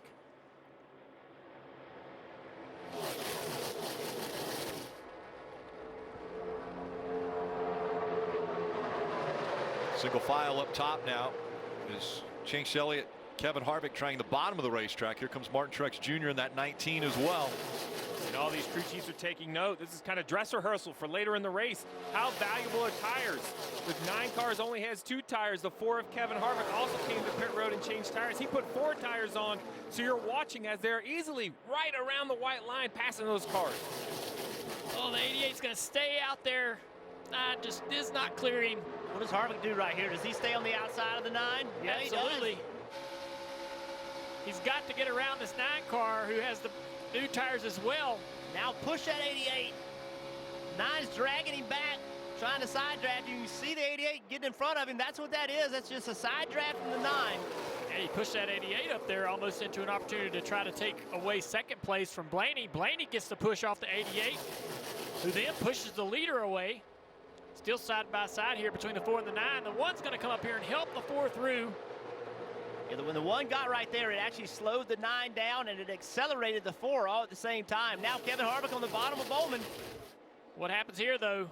Will Bowman side draft Kevin and slow him down? He's going to go down there and look for him. Kevin needs to clear him in 1 and 2. If not, he'll get hung up on the bottom, and Chase Elliott will try to take advantage of it. Harvick's going to clear him. Yeah, Harvick's clear off of turn 2. He's going to get a shove by the 88 now. Down the back straightaway. Harvick's going to have to go somewhere here. He's going to go to the top. Blaney's almost to the quarter panel of the leader, Denny Hamlin here. What kind of a run is Kevin Harvick going to get now as he comes down the front stretch? He's going to look for second. Yeah, he's got a great run. He's going to clear Blaney into second place. Inside of 6 laps to go. Denny Hamlin out front. Kevin Harvick running second. And what does Denny do? Denny's been running the bottom. That's been good enough to beat Blaney. It will not be good enough now. He's going to have to move around and change his line a little bit. He's going to the middle of the racetrack. Up the racetrack in front of the 4 car to take his line away, take his run away. Similar to the same thing we saw Chase Elliott do early in the race. Take the middle, make Harvick guess where he wants to go. Harvick's trying to decide where Hamlin's going to go. Hamlin to the bottom, Harvick to the middle. All right, this should give Harvick the momentum off the corner. Doesn't get quite a big enough run, but it's going to grow down the back straightaway. Again, guessing, where does Hamlin go? See that little fake he gave him? He had a little bob to the bottom, hoping to draw that 11 car to the bottom of the racetrack. It didn't happen, but he's going to have a pretty good momentum here down the front straightaway. Now he's just almost pushing this 11 car along. Pushes right on the bumper of Harvick. Oh, Harvick, a little bobble right there. Still good momentum off of 2. Can drive right up to this particular point, and then he pushes the lead car away. He needs a bit stronger run off the corner to be able to make a pass. Hamlin tight off of 4 right here. Going to have a big run from Harvick. What's he going to do with it? Harvick kind of pushed him away right here. It's a little beach ball in between these 2 cars. Kevin needs a bigger run off the corner. He needs that 11 car to struggle somewhere for grip. 2.5 laps to go. See if Harvick shows you something. Harvick shows you something different. Goes to the bottom. Yep, that's what he's going to do. No, Hamlin took it. It's so much fun watching these guys try to anticipate where the other is going to go. You got to go the opposite. They pulled away from Blaney now with 2 laps to go in stage 2. These 2 continuing to fight it out for the stage 2 win. And Harvick's got a pretty good run right here. Down the back straightaway. Thinking about Harvick, I go to the white line right here. Oh, he feints. See that little bit of it feints, yeah. He did, but it hurts his speed actually when he gives that fake out. Oh, they almost both get into the fence there off turn 4. Harvick's going to get a little closer right here. Final lap. Oh, Harvick, big commitment to the top. 11 coming up the racetrack, off turn 2. Good run for the 4 car down the back straightaway. 11's going to the bottom. This may be the opportunity for Harvick up high. Keeps his momentum up. Now coming out of turn 4, crossing over, trying to go low. The 11 goes down to the apron. The 4 follows him. Denny Hamlin's going to win the stage. What a battle between the 2 heavyweights. The most wins on the season, Hamlin and Harvick. We've seen them battle so often. That was just stage 2, Rick. That was a lot of fun. That was the 10th stage win for Denny Hamlin. And what a race it was. The 2 best in the series in 2020 fighting it out for stage 2. Chase Elliott won stage 1. Now Denny Hamlin has won stage 2. Who wins the race? Tonight, Sunday Night Football on NBC. Division rivals are going to square off here in Donald. The Rams visiting George Kittle and the 49ers in Levi's Stadium. Coverage begins with Football Night in America at 7 p.m. Eastern. NASCAR Cup Series playoffs on NBC. This telecast presented by Coca-Cola. Who you like tonight, Rick? The Rams or the 49ers?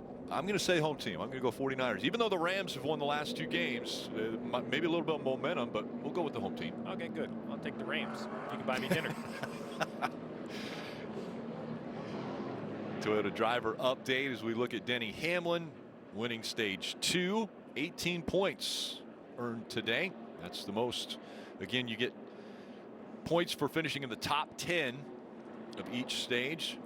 Denny Hamlin 18. Chase Elliott, after winning the first stage, finishes up with 16 points from those 2 stages. Dave. If you're Alex Bowman running 4th, you want to be able to trust your Chevy Camaro. Right now he says, I don't trust the back end of the car. Has to drive it into the corner much straighter than he'd like to. They'll make an air pressure adjustment to try to get that more compliant for this driver, Parker. Kevin Harvick, the center of your screen there. Love the balance on that short run, but Rodney asked him what we'll do on the long run. He said it will get too loose. You'll see them put the track bar down in the right rear there and Ford Goodyear tires. Marty. Boy, Parker, give a call to Chris Lambert, the spotter for Denny Hamlin. Outstanding job guiding Hamlin to the stage win there. Denny said I could be a touch tighter on entry and a little bit freer in the center. I know what we're dealing with. 4 fresh Goodyear tires. They will not win the race off pit road. And also, Rick, a couple of cars stayed out as well. And 2 tire stops for Logano and Almirola, gaining 12 spots apiece for that little pit strategy.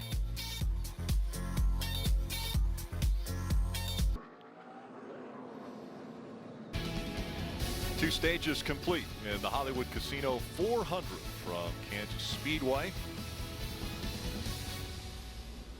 And that means just one final stage to go. We are very excited to be back at the racetrack, and it's fun to have the track that we're at behind us now after we spent so many weeks at Charlotte Motor Speedway, and we appreciate that. But great to be back here at the track, and it was great to see, and I'll bring the drivers in right away, that battle for the lead to end stage 2. Yeah, that was a lot of fun. I think looking further down the road here in this race, I'm really curious of what kind of race are we going to get. Are we going to get short runs or long runs? And I think that's going to have a huge variable in who can win this race or not. Some cars are really fast early and some cars are fast later. Who's that advantage going to fall into? Yeah, and it's not really clear what cars are the favorites to win this race. We've kind of seen a little bit of everybody up front, and nobody's running away by big chunks and leading this race. We see kind of the top 5 cars hovering around each other within a straightaway of each other, at least, even on the long runs. So hard to tell who's going to win or who the favorite is to win at this point. Yeah, I'm really going to focus on that 9 car. Chase Elliott has that communication issue with his crew chief, Alan Gustafson. They pitted once. They didn't want to pit. They're having issues. Chase can't hear them very well. He's led almost 50 laps today. One of the playoff cars. He's in position, and I think he has the car that can win the race, Rick, but how much will communication hamper their efforts? Let's quickly check in with Parker. Well, guys, Martin Truex Jr. started the back at the beginning of this race and went through the field very quickly into the top 10. Then we noted that he lacked ability to get tape on the front of that car. Well, it happened again. So you see that big piece of orange tape there's on the nose? That's because the team is trying to make up for 3 stops of not being able to get tape on the front of that race car. And as we all know, that's free speed to getting that tape on there. Free speed. Every driver wants that. Every team wants that. Lights are back on the pace car, Rick. We won't go this time. You see on the front row there, the 18 of Kyle Busch. He chose not to come to pit road. We're hearing they're kind of been fighting a little bit of damage on the nose of that race car, maybe a hole. That's what Marty was telling us during commercial break. Marty, you see a lot of green tape on the upper grill. Is that, I'm guessing that's the damage? I don't know. It's hard to tell. How about the silver tape on the left front, Steve? That's the one that they focused on, trying to get the tape to stick. They have the same problem as their teammate. They can't get the tape to stick on the front of that 18 car. Meanwhile, for Chase Elliott, the plan of what they're going to do if Chase cannot hear the team continues. Take a listen to some radio. Like when you wave it at me or as I'm coming to the box, you mean? We'll wave it at the pit, so that will signify pitting, caution, or green, and then we'll have L or R on the side if it's 2. If it's 4, there'll be nothing. So that's the latest communication, Steve. They're going to wave the sign if they want Chase Elliott with a hand out the window so that he can see or hear or know that the team wants him to come to pit road. So that's what they're going to do, is wave it under green. I don't know how hard that would be to do, Steve, or Jeff, how hard that would be to see on the racetrack. Yeah, I can't tell you how hard it will be to see on the racetrack, but it's always the simplest things, right? You just assume that communication will be there, coming up with a plan. I don't have a better idea, so let's see if it works. We'll want to take a look at today's Ram trucks built to serve. Restarts, Rick, they've been crazy. We're going to get another one here. Will we go 101? I doubt it. I think we're going to see a bunch of them, guys. Yeah, points are going to matter with the start of the round of 8. You got to have good stages. With those over now, it's all about a good finish in the race. All the playoff drivers are having pretty good races today, but will a non-playoff driver get up there and steal the win away? Be a playoff spoiler. Field approaching the Geico restart zone. Kyle Busch last came to pit road on lap 145. He's leading the field. Logano, Almirola, Bowman, Hamlin. Pretty good shove here from Eric Almirola behind the 18. Pushes Kyle Busch out front. Blaney gets to the outside of the 9 car. They're 3 wide back there. Now he's going to the outside of Denny Hamlin. Logano cleared that front row. It looked like Almirola was pushing Kyle Busch so hard that it was messing his car up. Couldn't stay in the gas in the middle of 1 and 2. So Blaney's going to make it 4 wide. Kurt Busch on the inside of that 4 wide as they exited turn 4. No contact, but very close between the 1 and the 9 there. Harvick all the way down to the bottom of the racetrack to battle for second with Kyle Busch down into turn 1. He's going to clear that 18 into second place. Kevin Harvick, a big run with his Ford Mustang as he is chasing after Logano. And now here comes Alex Bowman looking at the inside of the 18. Harvick wants this lead in the worst way. We've seen his car fall off on long runs. Clean air would make that better. Take some pressure off those tires. If he can get this lead early, that would help him. 18 car pushes that 88 all the way up to the back of the 4 car of Kevin Harvick. Fan out down into turn 1 through turn 2. Harvick all over the 22. The 22. Logano blocking. It was all the way to the white line almost. For the Harvick lead. cleared him. Harvick's got it. Harvick out front at Kansas. And that block the 22 Logano put on the 4 car really stalled the 22 car out. Took a lot of speed out of that 22 car, and Harvick was able to drive right around him. 18 car, though, fighting back on the inside of the 88 for third. Kyle Busch is going to clear. Get that car toward the front of the field into some cleaner air, and we're seeing some good speed in this Toyota. Brad making it 3 wide. Cleared both of them. Big run off of 2, just turned left, cleared both of them. Harvick out front, Logano, Kyle Busch, Brad Keselowski, Alex Bowman, Kurt Busch, Denny Hamlin, Ryan Blaney, Chase Elliott, Martin Truex Jr. all in the top 10. We've seen all of our guys that have been up front, except for the 11 and the 9, work their way through some of these cars toward the front of the pack. The 11 car, Denny Hamlin, kind of stuck where he's at, trying to run that high side. The 9 car, Chase Elliott, also back in traffic, not able to move forward. He's fighting in a mess back there. And Kurt's committed to that bottom. Look at him side draft Keselowski. He's really made the bottom work. In the early part of the corner, he just dives under there and is able to make a lot of ground up. But if he doesn't clear these cars, this is what happens down the back straightaway and the front straightaway. They get such a run. And Chase Elliott is struggling. I'm watching him down the back straightaway. And passed by Matt DiBenedetto, real tight off of turn 2. Kurt's able to clear Brad that time. There's Chase right there. Something's wrong with this 9 car. He's kind of been blocking these guys, trying to get clear. Watch this 9 car replay, shows some of the issues he's having. And he's trying to block the 21 car down into turn 1. Gets up off the bottom, loses a lot of grip right there. The 19 on the outside is going to go around. He loses speed down the back straightaway. 14 car and him, I believe, made contact. Ooh, it's very close. Upsets the back of that car. He has to lift again. Now he's blocking more. Trying to get a push off the nose of the 21. Nice clear of those guys. Let's see if he can work his way back toward the front. Not really had the car that he likes on new tires. Not been able to fire off all day long, but he comes on the long run. The 2 car around the 18 here.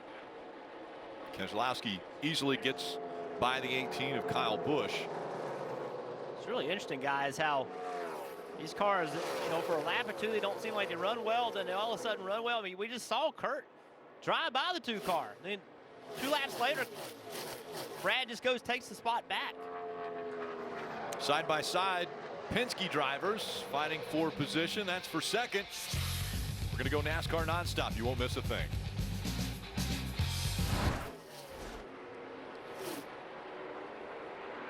A massive development here at Kansas Speedway. Denny Hamlin, who had just won stage 2 with 86 laps to go, got into the wall, battling for 5th. You saw it all in NASCAR nonstop. Immediately, Denny said, I've got to come to pit road. He had a right rear tire going down, and man, you can see it right on that FedEx Express logo. The damage to the right rear for Hamlin, who was indeed trying to win for the first time here in round number 8, or the round of 8 to advance to the championship 4. Had one of the best cars today, but obviously had to make an unscheduled pit stop for a right rear tire after making contact with the wall, Rick. Yeah, guys, take another look at this. We saw it as we were NASCAR nonstop, but one of the playoff favorites tagging the wall coming out of 4. Yeah, just trying to stay in the throttle, and that looked like to me just got tight on the exit of turn 4 and just couldn't get it slowed down enough. Had Kyle Busch right behind him, and you can see all the damage. And he hard racing.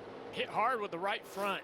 Typically, if you hit with the right rear, you should be okay, but he hit hard with both ends of the race car. Could have damaged the suspension on the right front. And also, had they cleared it, I know we don't see any tire smoke, but that would be my concern as the driver behind the wheel of that car are the tires cleared of the damage? You see the lettering staying on those right side tires. The Goodyears, you can see the yellow lettering. So potentially they have cleared it. But Denny Hamlin, yeah, he's a lap down now. Yeah, the last car 1 lap down in 29th place. Still a salvageable day. We now invite you to the fast lane, brought to you by Coca-Cola. Joey Logano still out in front of Ryan Blaney, but Blaney with a pretty good run now. There's Denny Hamlin on the left side of your screen fighting back after hitting the wall coming off of turn 4. Now a lap down, having to come to pit road to fix that damage. Wow, Blaney 22 racing pretty hard. You'd never know they were teammates.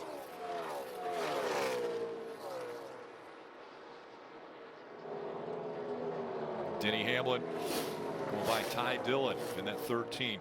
Well, let's hear from celebrity chef Robert Irvine with a special message from Coca-Cola to support your favorite restaurants on race day. Few things are better than sitting down on race day with your favorite ordered-in meal and a Coke to watch your favorite drivers. Wings and a Coke, or nachos and a Coke, or a big juicy burger and a Coke. They all go great with NASCAR.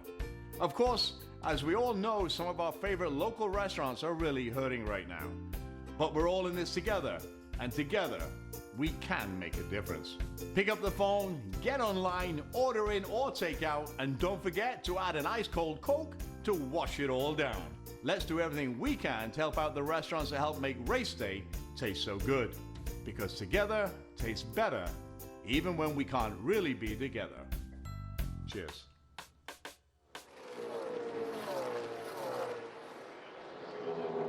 So Denny Hamlin fighting. He has moved up to the second car that has scored a lap down behind Eric Jones. So even if a caution comes out right now, he's still not going to be able to get the free pass. Marty? And that's the objective for Denny Hamlin, is to be able to get and pass his teammate Eric Jones to put himself as the first car 1 lap down and then get the free pass if a caution were to come out. Chris Lambert came on the radio, said, I'm pretty happy with the pictures, the way it looks. In other words, he's seen some pictures of what the right side damage looks like. He's happy with that. Denny has not reported a vibration in the car, so that's good as well. And lap time, since they put on these new tires, pretty good. So Hamlin not out of the ball game yet, but obviously in a bad situation now, sitting 28th, the second car 1 lap down. You see the points on the left side of your screen. You know, Denny Hamlin, a playoff favorite coming in here, now just 24 points above the line. So that definitely comes into play if he's not able to get that lap back. Right now he's stuck back in the 28th position. Yeah, so you see the points that this has cost him. Now the flip side, you see how many points he had coming in. All that hard work, the race wins, the stage wins over the course of the regular season, definitely helping him out. And Steve, the 18 points that he got in the first 2 stages, definitely helping out in this race because of what happened here. Yeah, that's what we've learned about stage racing. While, you know, you still want to have good runs, a successful first half of the race can assure that points-wise, you at least have an okay day if something happens in the second half. Let's get a few more updates. We'll start with Dave on Alex Bowman. Took me right where I wanted to go there, Steve did, talking about points on the day. That's what they did to get through to this round, and they started the day again well. 12 stage points earned already for Alex Bowman, fourth most stage points earned in the playoffs in 2020. The car has been just a little bit ill-handling. In fact, on that restart, he lost several positions before he gathered it back up, has now made his way back up to 6th, Marty. Dave, what a nice recovery for Kurt Busch, sitting in 7th, had that speeding penalty early on, had to come and serve that penalty, started way in the back of the pack, then came through the pack, now up in the top 10, and had a funny comment about the car earlier in the race. Take a listen.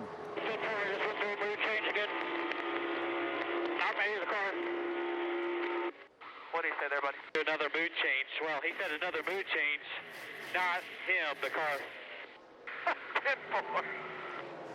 It's funny when the car goes through a mood change. Kurt Busch pretty happy with it and in a good mood himself, Parker. Well, for Martin Truex Jr., it's not all laughing fun and games there on the 19. It's when it comes to the tape situation. We told you early in the race how they lost the tape, were not able to get the stick. Then it happened again. Well, guess what? They put that big piece on the last stop. It fell off again, and we have watched Martin Truex get within the top 10 and sort of stall out speed-wise. It just looks like he doesn't quite have the speed. Well, it's happening again, losing that tape, Marty. Parker, just as we were talking about Kurt Busch, listen on the radio, he said, I'm losing power. So Kurt Busch, one of the championship contenders, says, I'm losing power. They asked him if he could flip a switch inside the car. He said he had already tried that, but obviously an electrical or a power issue with Kurt Busch going on right now on the track, guys.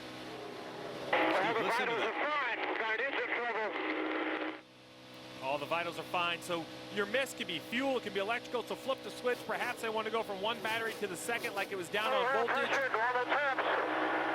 Normal temps, normal oil pressure. He's going to do all the different diagnostics to the engine. At some point, the crew might ask him to go through a different page. You see that digital dash in front of him.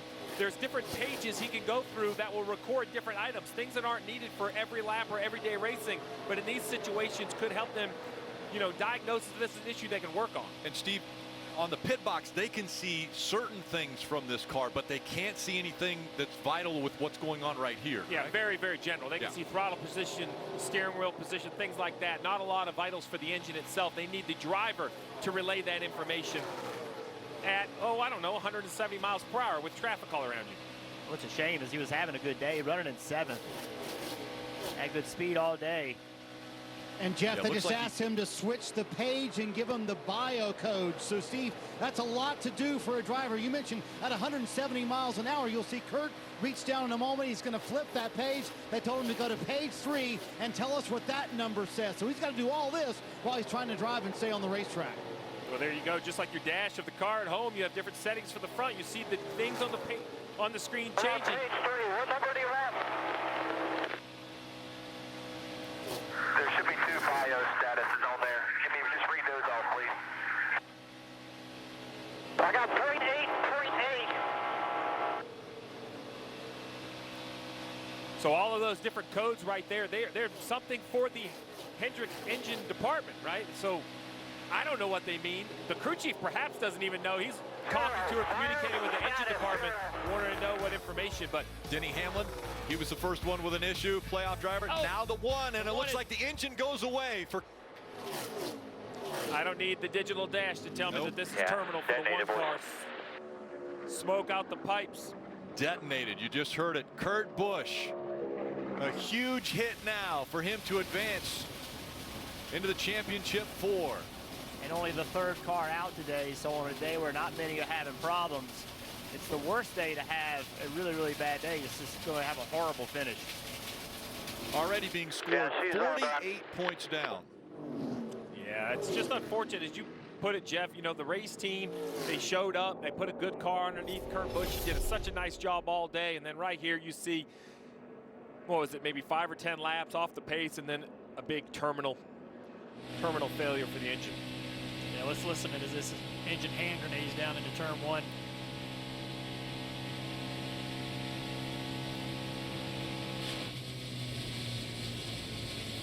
See, a little bit of fluid coming out of that car. Him trying to correct the back end as it's sliding around. So Kurt Busch now more than likely will be in a must-win situation, as the next two races will be Texas Motor Speedway and Martinsville.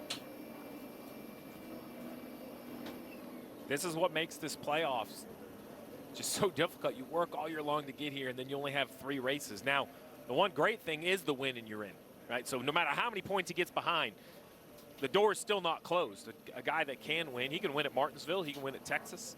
He's proven he's a winner. I mean, a champion in the sport. Yeah, his hopes here have evaporated today, but like you say, Steve, they go into the next race, they don't have to worry about stage points. They can just call that race to win. That takes out a lot of, I think, stress for everybody, including the crew chief, on what strategy they'll go with to try to win those races.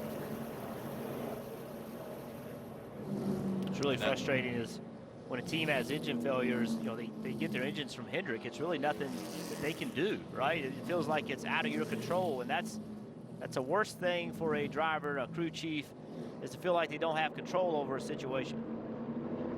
And this caution comes out at a very precarious time, and 68 laps to go. Just a little outside their window? Well, yeah, we were thinking 60 to 63. Teams usually have a couple laps in their pocket that they don't tell me about. So if you assume they can stretch it to 65, they'll pit with 67 to go. You know, will someone risk it? Well, I think the answer is definitely somebody will risk it, but will they make it? Will it be a playoff guy? Does this give the advantage to the non-playoff guys, as pit road is still closed, I believe, so one more lap closer to their fuel window?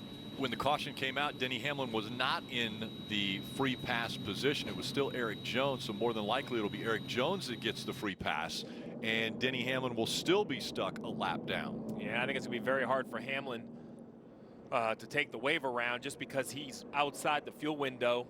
I assume they're going to pit and maybe try to race for the free pass, but we'll see. Chris Gabehart and the 11 crew might say, you know what, let's take the wave around right now, get back on the lead lap, and hope for another yellow. We'll just have to see which option they kind of pick here. That'll put him in a position where he'll have to come to pit road a little bit later.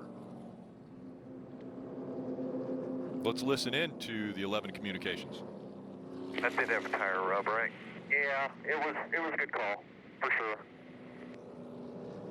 Sounds like Denny Hamlin questioning whether he had to come to pit road right away. The crew chief confirming that, hey, man, it was the right. I know you didn't want to come to pit road, Marty, but Chris Gabehart telling Denny Hamlin it was the right call at that moment. Well, and Chris Gabehart just told Denny, we don't have a choice here. We have to take the wave around. So they're going to take the wave around. And according to Gabehart, he says everyone who pits here should be able to make it to the end. So that's his calculation of things. But Denny Hamlin going to take the wave around here, put himself back on the lead lap at least, and then they'll see where they can play the game from there. So Denny Hamlin was last on pit road at lap 179. So, you know, he's basically going to be about 20 laps short on fuel, give or take a few. So he's going to take the wave around, get on the lead lap, and then, you know, if everybody else can make it, if we get to 20 to go, we haven't seen a yellow, he'll have to pit under green, but we'll just have to see how it works out. It seems like Chris has a pretty good sense of the situation. Dave, everybody on pit road. Talking about packing full of fuel, saving me gas. Top of your screen, second place, Brad Keselowski. 4 Goodyear tires did not agree with him last time. They're going to change those out and fill it full of Sunoco fuel. Middle of your screen, Alex Bowman said, you need to improve my front turn. They'll make an adjustment for that and get every drop of Sunoco fuel in they can, Parker. Kevin Harvick said the balance was great with no traffic in front of them, so they're just going to add a little tape and air pressure adjustment for the 4. And Rodney told him, save fuel, which is really tight.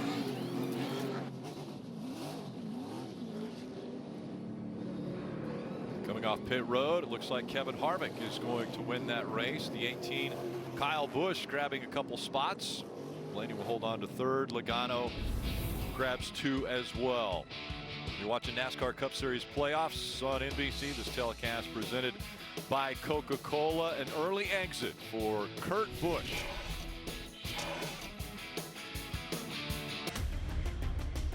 Lost Speedway is a Peacock original documentary series hosted by myself and Matthew Dillner. We go across the country uncovering lost cathedrals of the past. They're in your own communities, and we uncover them and tell their stories. All episodes streaming for free. Sign up at peacocktv.com, and Peacock Now is available on Roku. Junior, by the way, congratulations to you and Amy. Hey, thank you, man. Nicole Lorraine joined your family, so now Isla has a little sister that she will grow up with. Yep, pretty awesome week. Very exciting for your family. How's the sleep going? And well, Mama's tired. Mama is tired. yeah, well, thinking about you, Amy. And let's go down to Marty, who's with Kurt. Well, Rick, what a tough way to end it for Kurt Busch here at Kansas. They had the speeding penalty earlier, came back from that. We're running in the almost top 5 there, Kurt. Any indication before that? It seemed like it happened all of a sudden that the engine started to go. Yeah, usually there's no warning. Everything is so buttoned up these days in the engine department, and wow, I haven't seen an engine problem in years. So, you know, no fault of anybody at Hendrick Engines. We're running hard here. We're running top 5, and there's a ton of RPM down the front straightaway with the tailwind. And we were right in the mix. You know, we were doing the deal. Just couldn't quite clear some guys to get into like that top 3, 4. And then our car would come back to us on the long run after about lap 30. But it's a shame for everybody at Chip Ganassi Racing. Having an engine failure in the playoffs, it's just like a huge parachute that slows you up. And so, you know, we'll pack that parachute up, throw it away, and we'll go to Texas to win. I mean, we knew we were going to have to win either here or Texas. Martinsville, we got a shot at it too. But, you know, the odds were stacked against us, but hey, we're in the top 8 for a reason. And I got a great crew chief, Matt McCall. We'll bounce back. But thanks to Monster, Gear Wrench, Chevrolet, it's just one of those things where you have an engine failure and there's nothing we can do about it. And Kurt brings up a great point. With the cooler weather, all of this wind, you never know. That could have certainly been a factor today, Rutledge. Yeah, that's for sure, Marty. It's so fun to get to watch this race with Bernard Pollard Jr. Bernard, for people that saw you play in the NFL, you know, this year we've seen Harvick and Hamlin be those 2 guys that are just almost impossible, it feels like, to beat. What were those teams like for you that you always felt like you were chasing? It's funny we got to keep talking about football because that's how I put this thing together. But to look at the Indianapolis Colts when they were ran by Peyton Manning, and to look at the New England Patriots under Tom Brady, that fast-paced offense, when you see these 2 legends, Harvick and Hamlin, they've dominated. They've been out there, and when you try to keep them down, when you see them get out ahead, you know good and well there's no chance of passing them. And they call Harvick the closer for a reason. So same thing with that Indianapolis offense behind Manning. It was awesome. This is awesome, buddy. Thanks for joining us, Rick. We're ready for more. I can tell. I love it. Guys on the edge of your seats, and the crowd here standing up. I think the aluminum seats might be a little bit cold here. Again, great to see fans back at the racetrack. Getting ready for the restart. Kevin Harvick on the outside, Kyle Busch on the inside. 62 laps to go.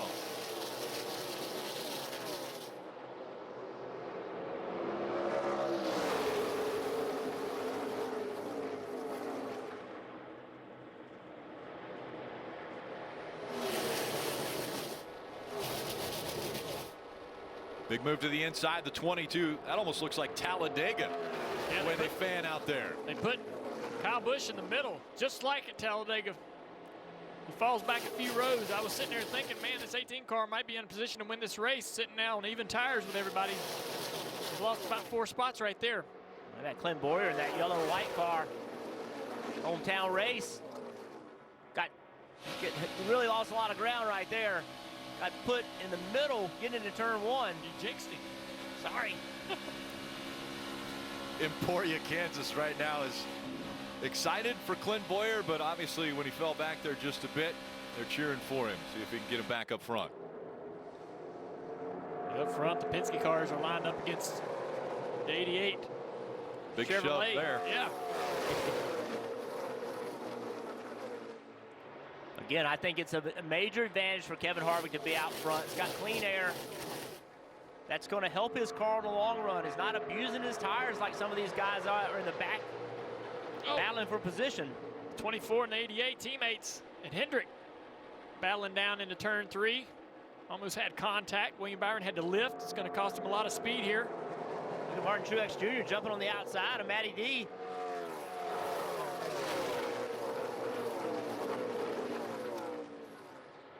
Matt's having a great run today. We haven't talked about him much in this 21 car, but he's been kind of hovering right around the backside of this top 10 for the Wood brothers.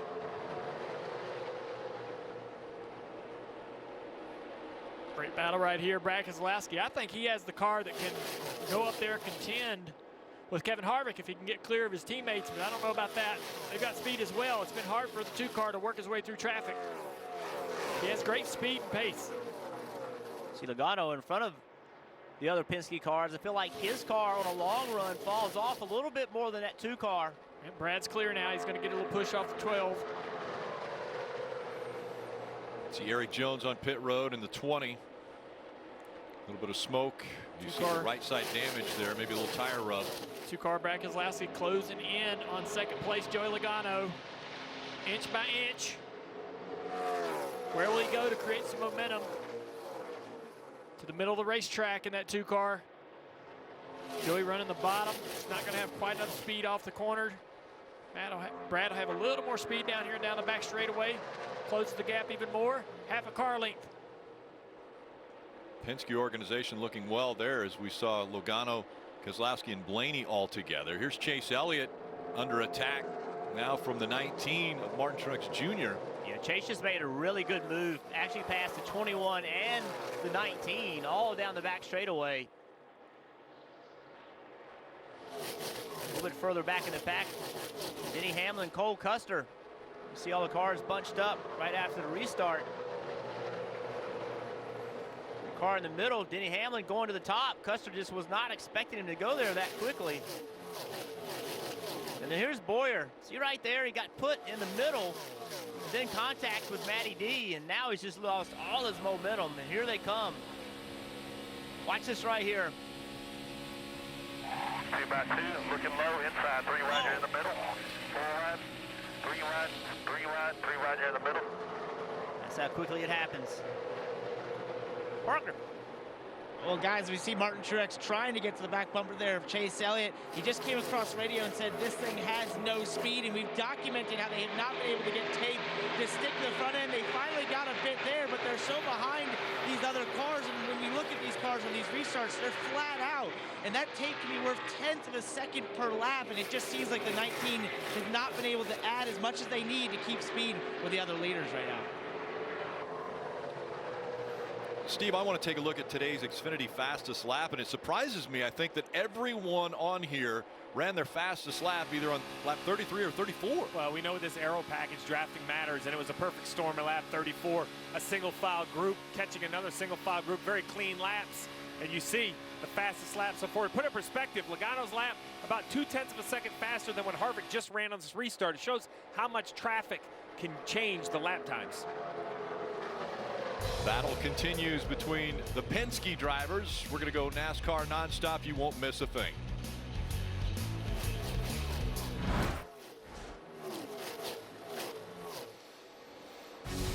Next Sunday on NBCSN, round of 8 is going to continue. NASCAR Cup Series playoffs, another chance to win, clinch a spot in the championship 4. Remember, Kevin Harvick, he has won the last 3 playoff races at Texas, as we see the 8 making his way onto pit road now. He's made some contact. Yep, Tyler Reddick has brought the caution out. You see the damage on the car right there. Huge break for Denny Hamlin here. That's a great point. Got the wave around, back on the lead lap. Now he can come down and get even on tires. Even on tires, and you know, he's probably going to be the last car anyway, so now they can take their time and repair this thing to whatever level they feel they can improve it. His pace wasn't great right there, but you don't know if he's just kind of cruising, right, guys? Like, he knows he's not going to unlap himself or drive through the entire field. He has to come and take fuel. Let's see what happens to Tyler Reddick. There's inner turn 3, just right against the wall, and just gets on the wall and never can get off of it. Jeff, you talked about how you need to enter high to make the most speed up there. You think he's getting a little aggressive there? Yeah, his entry. It wouldn't surprise me with Tyler Reddick. Push the edge, that's what he does. That's what makes him good. Sometimes he pays the price for it. That's how he won a couple championships, running right along the wall at Miami to end the seasons in the Xfinity Series. NASCAR threw the caution. I know he didn't hit the wall very hard, but he had come to almost a complete stop off turn 4. Giving NASCAR not much choice there to throw a yellow. All right, now it's decision time. All these drivers think they can make it on fuel, as we see Kevin Harvick shutting his off, saving some gas. But do you think you need tires? 20 laps on these tires, 16 of them are green. So I don't know if Harvick will give up the lead, but at someone, somewhere in this field is going to come take tires. It wouldn't shock me if Harvick pulls the group down. And if he does that, will a group stay out and try to get track position? We could have a split decision here. Let's see what everybody decides. Steve, one thing we've seen is 2 tires has not been very good today. Pulled them all to pit road, Dave. Team Penske calling out the code orders. We'll see what the 2 and the 22 do. Both drivers were pretty happy with their car. Keselowski way better than last time. Remember, he didn't like the set of tires he had. So they'll both take on 4, Parker. Kevin Harvick pits out the lead, says he just needs to be a touch tighter in that 4 car for the long run here. Put 4 Goodyear tires, fill it full of Sunoco fuel for Kevin Harvick, 14.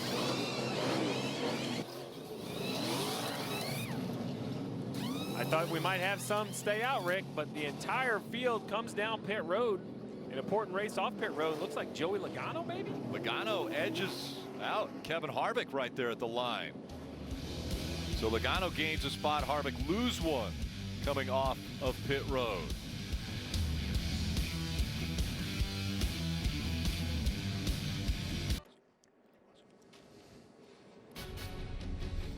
NASCAR Cup Series playoffs on NBC. Telecast presented by Coca-Cola.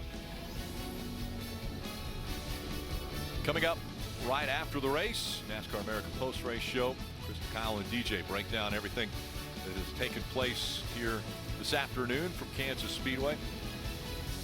That will be on NBCSN, so make sure to tune into that. They'll be looking forward to Texas as well and what some drivers will have to do for the second race of the playoffs. For a few more updates, let's go to Marty. Hey, Rick, since Denny Hamlin won stage 2, a lot has happened to the 11 car. He hit the wall. They went down the lap. He was able to take a wave around. They came down pit road. They're finally back in sequence with everyone else, restarting 21st. The driver who has led 58 laps today is back in the ball game, as his crew chief Chris Gabehart just told him. Parker. And Marty, these restarts have been crazy today because of the colder temperatures. These drivers are able to stay flat out for laps at a time, but with that comes a lot of risk because these drivers have to take risks to get positions and not get on the throttle. I had one driver tell his team, I lifted there. Why did he tell them that? Because he lost 3 spots in that corner alone. You cannot lift, and as we get later in this race, I expect these drivers to take more risks than ever trying to keep that track position. Speaking of losing spots on pit road, the 2 of Brad Keselowski lost a spot. Listening to the radio. I slid through the side there a little bit, kind of got him out of sequence. So we'll all work on it together here. Before you want me further back, I'll do that for sure. Slid them down a little bit, but we can do better too. You're right there.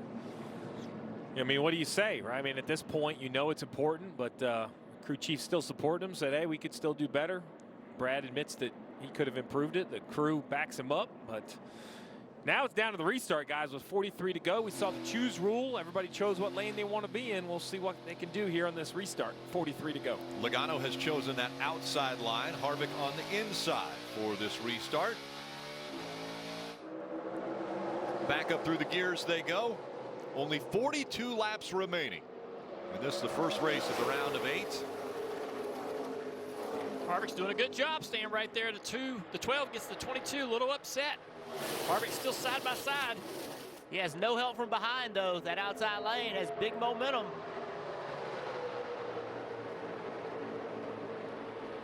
'22 surging ahead now.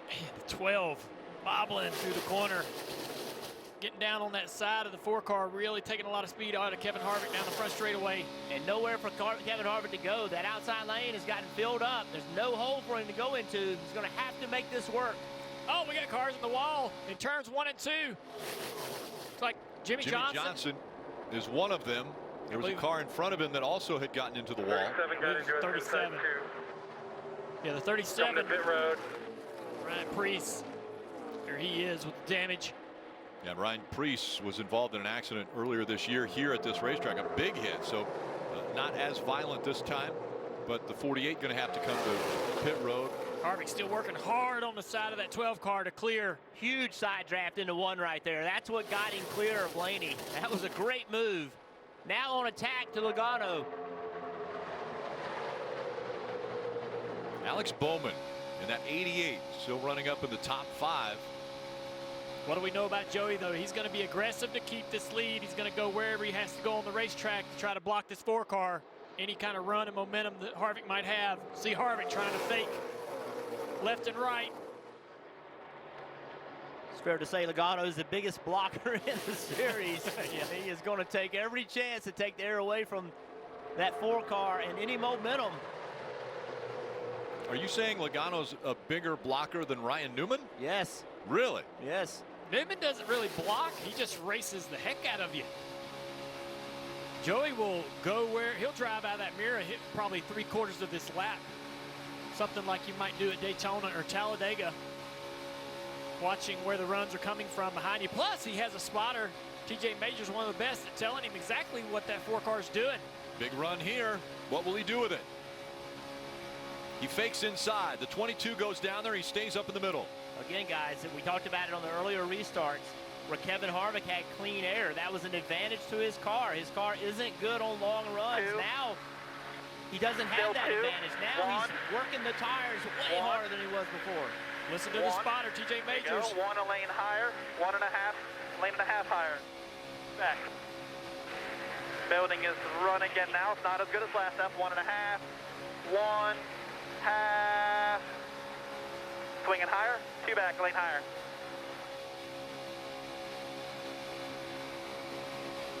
Have a little more momentum from the high side, but he's 3 back this time instead of 2. He's 2 back now. 1 back, 1. 1 back a lane higher only, drifting up a lane and a half higher, 2 back, 2 back, 2.5.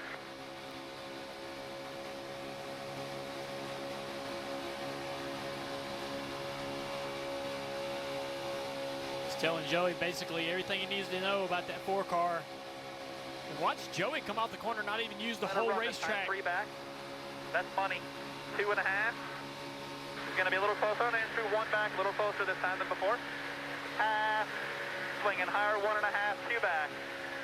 3rd lane, 3 back, 3rd lane. You can see what happens to Harvick's car when he catches Joey on the entrance of the corner. Harvick loses his car. It's right there. That's where Harvick has issues. This is pretty good here as far as Harvick's throttle through the corner. He's going to have a good run right here.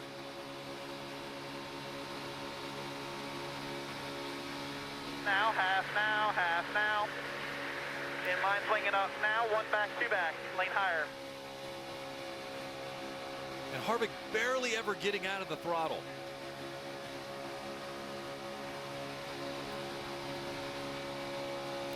I like this higher commitment to the entry for Harvick. I think that helps him down the straightaway. I know he gives up a little bit more racetrack in length, but he gets bigger runs, which is what's going to produce the opportunity to make the pass on Joey if Joey makes a mistake on exit.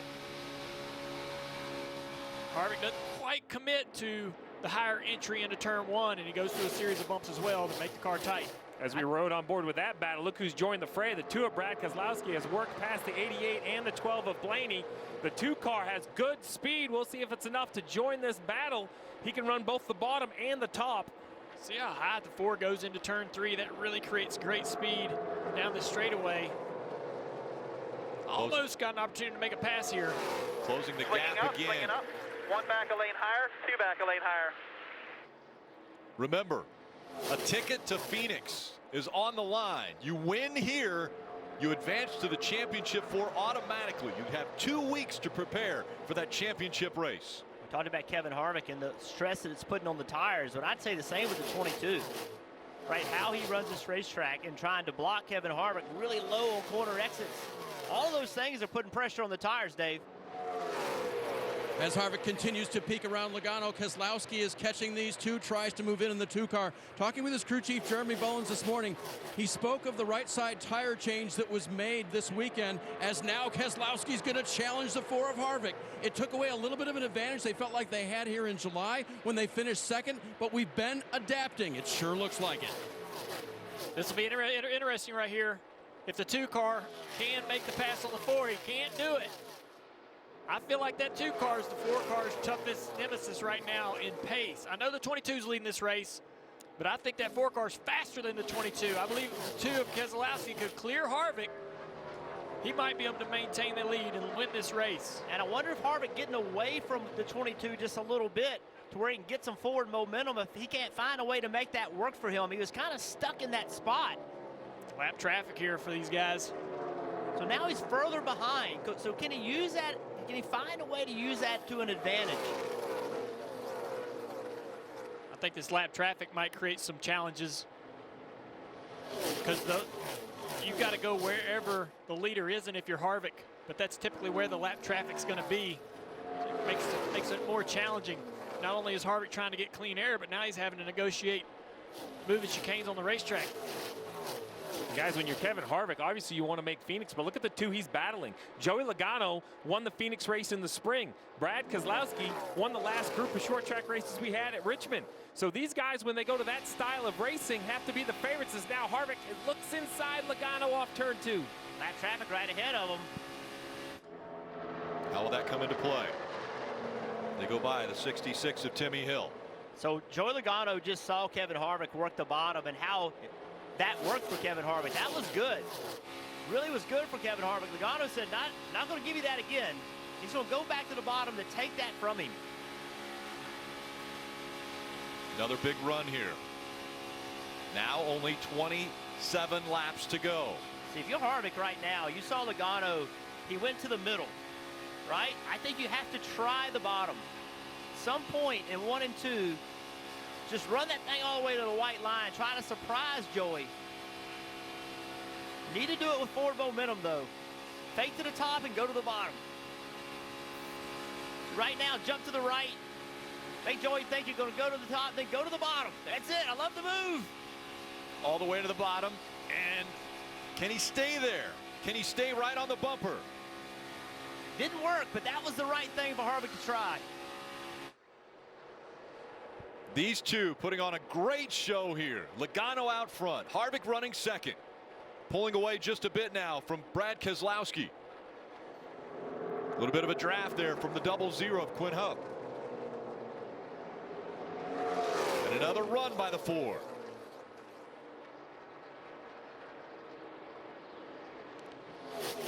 Harvick, the winningest driver in NASCAR in 2020. Running second as we go NASCAR nonstop.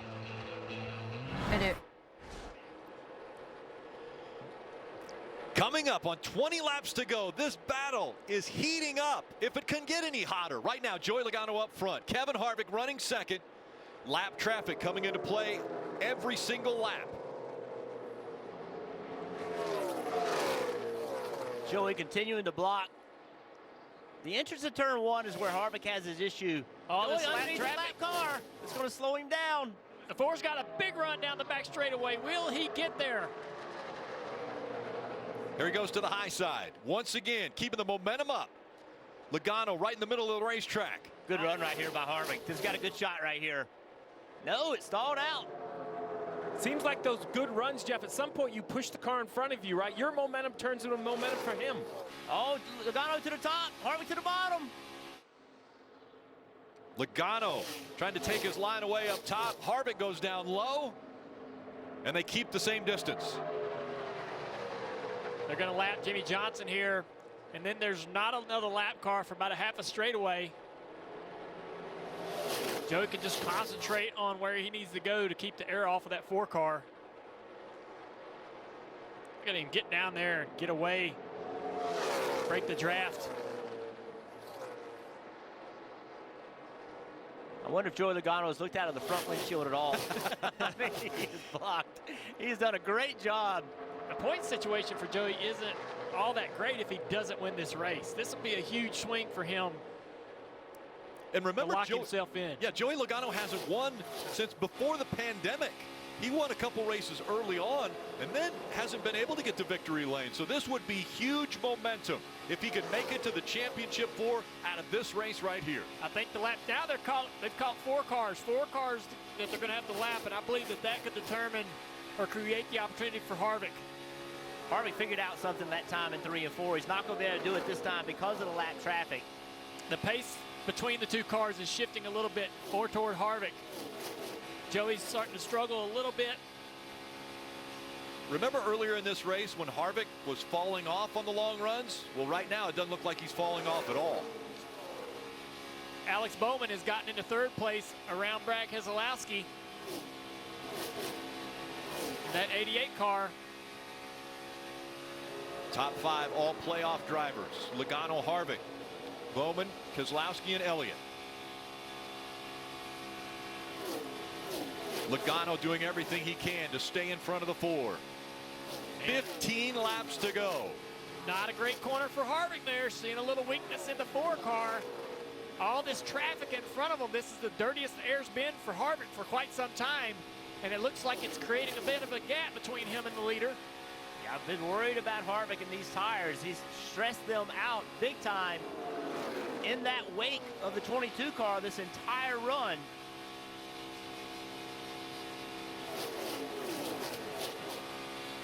Another half a straightaway to the next batch of lap traffic for the leader, Joey Logano. Right, typically Harvick's been able to run Logano back down in this situation. Let's see if he can do it now. This will be the gauge if Harvick's hurt his tires or not.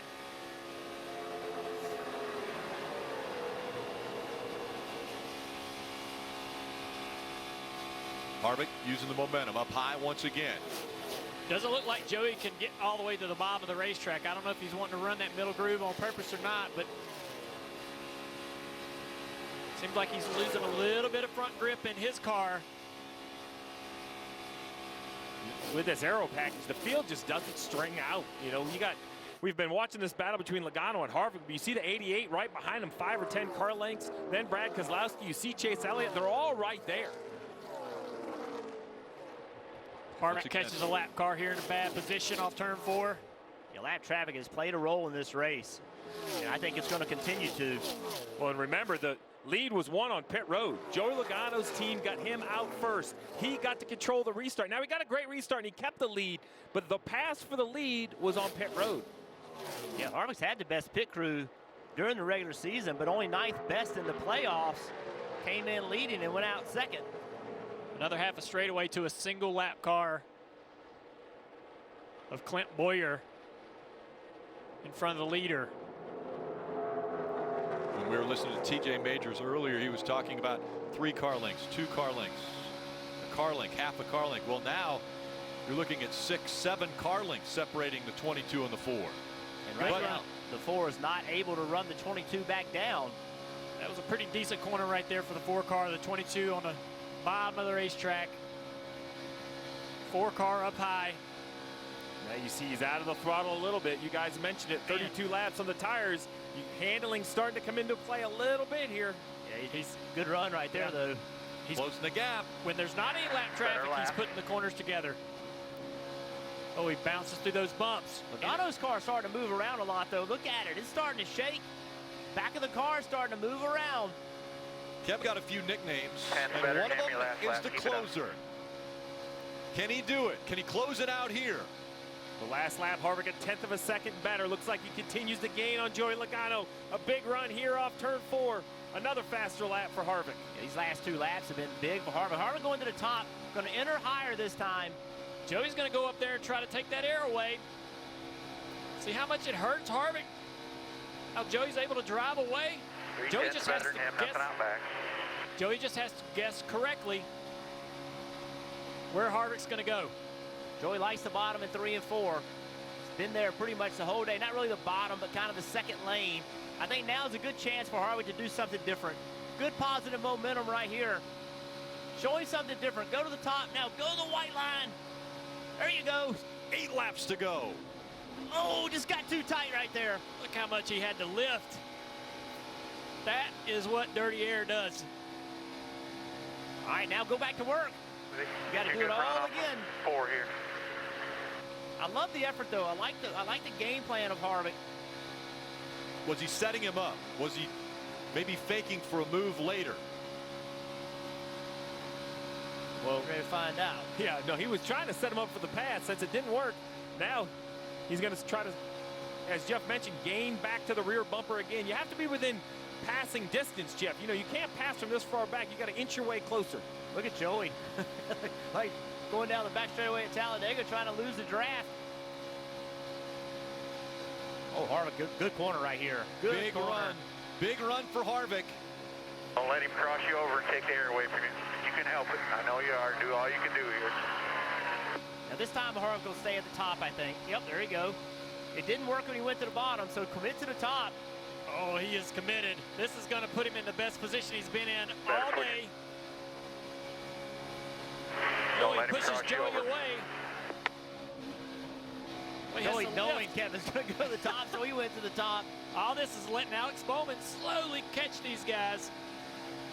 Yeah, he was back a little over a second behind them, and now he's closed into a half a second behind Kevin Harvick. Joey Logano's done everything right. He has. He's got 5 more laps to keep on guessing correctly on where that 4 car is going to run. Kevin Harvick's done everything he can to try to get by the 22. He's coming up on 4 laps to go. Again, a spot in the championship 4 on the line. There's a few lap cars in front of him, not a lot. Ty Dillon's the next lap car in front of this 22. Here comes Bowman. Yeah, Harvick's going to have to make something happen quickly. Logano got out on him pretty good these last 2 laps. Look at the run Bowman's having. You just wonder if it's just been too much on the tires for Harvick.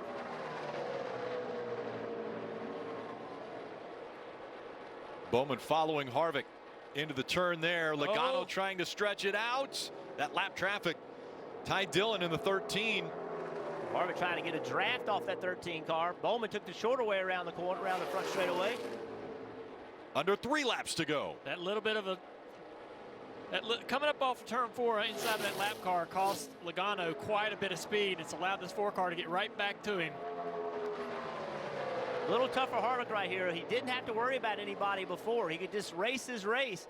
But now he's got Bowman behind him. A mistake could make him lose the spot. He's closed the gap though. Now he's back to the back bumper of the 22. You can do it. I'm trying. You know how hard he's working in there. Joey's catching another lap car here on corner exit. Where will he go? The lap car goes all the way to the bottom of the track. Clears out of the way. Big run now for Harvick. Oh, he blocks Harvick again. Harvick has to lift off turn 4. He's very tight. Almost into the wall. 1 lap to go. Presented by Credit One Bank. Did Logano get out too far? Can Harvick reel him back in? To the bottom of the racetrack he goes through 1 and 2. Logano's going to have a great run down the back straightaway. 2 lap cars here in front of him. He's going to have to contend with. Where does he go? Harvick stays up high. Also lap traffic in front of him. Through 3 and 4 for the final time. Joey Logano's going to win again in 2020. This time, Kansas. Oh, yeah! And he is secured. The championship 4 again. The first ticket to the championship 4, the driver that won Phoenix in the spring, Rick. Won at Phoenix already this year. Another win at Phoenix would be a championship for Joey Logano. Joey Logano, already a champion, won the 2018 championship, and now you see the team celebrating. What a battle he had with Kevin Harvick. That was a great race. That was just 2 guys throwing it all out there. I admire the commitment and effort by Joey Logano to take on one of the best and do everything he had to do and stay focused, not give up on himself, on his car. He knew he didn't have the speed that the 4 car had, but he did everything right. Great job by the driver. Great job by the pit crew. Getting their driver that lead position, control of the restart. Logano knows how to do a burnout. Man, that looks good. He is having fun. He now has 2 weeks. Of course, he'll race in Texas. He'll race in Martinsville. But he's locked into the championship 4. Their focus can now go to Phoenix. What a run by Joey Logano, doing everything to keep the 4 of Kevin Harvick behind him. It worked. He gets out of the car to celebrate with the fans here in Kansas.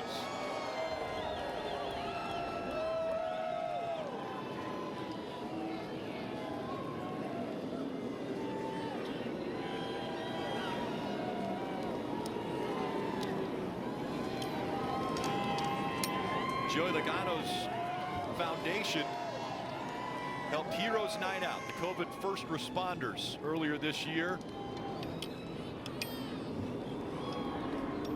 And now he's going to celebrate the shot at another championship. Marty. Rick, you can tell what a ticket to the championship 4 means, a celebration for Joey Logano, who picked a great day to have a great day. First win since the pandemic. You picked a good time to do it. But walk me through those last 40 laps and the battle, heads up with Kevin Harvick every lap, Joey. You gotta want it, man. This is what an amazing team this Shell Pennzoil team is. We, oh my goodness, I'm wore out. There's more time in the mirror than I was in the windshield there. But pit stops put us in position, got us the lead, and the 4's fast. He was real fast, especially down the straightaways. He was really fast on those straightaways, and I thought if I can hold him off the first 15 laps, I have a chance. And actually, dirty air was the best for us. As we caught lap traffic, I was able to gap ourselves as he got more dirty air, and I was able to draft somebody, so I was a little slow down the straightaway. But man, I'm exhausted after that. But we're going to Phoenix. We're racing for a championship again. Heck yeah. How much of that was on your mind as you're battling Kevin every lap, that this was your shot to make it to Phoenix? Yeah, it's on your mind every lap. You know, you come into this race knowing if you could win this thing, you got an amazing advantage. The same thing happened to us in 2018 when we raced for the win at Martinsville, knowing that we have 2 races just to battle for nothing but the championship. So I can't believe it, man, especially the way the beginning of the race was going. We're running back there and not scoring stage points, running around 10th, and good strategy by Paul. Like I said, great pit stops. And this Shell Pennzoil Mustangs race for a championship in Phoenix. Welcome to the championship 4. Joey Logano gets the win at Kansas in front of these fans, Parker, and going to celebrate this one all the way to Phoenix. Right, Marty, and the guy he held off was Kevin Harvick in that awesome battle there towards the end of the race. What more did you need to be able to get by Joe Logano?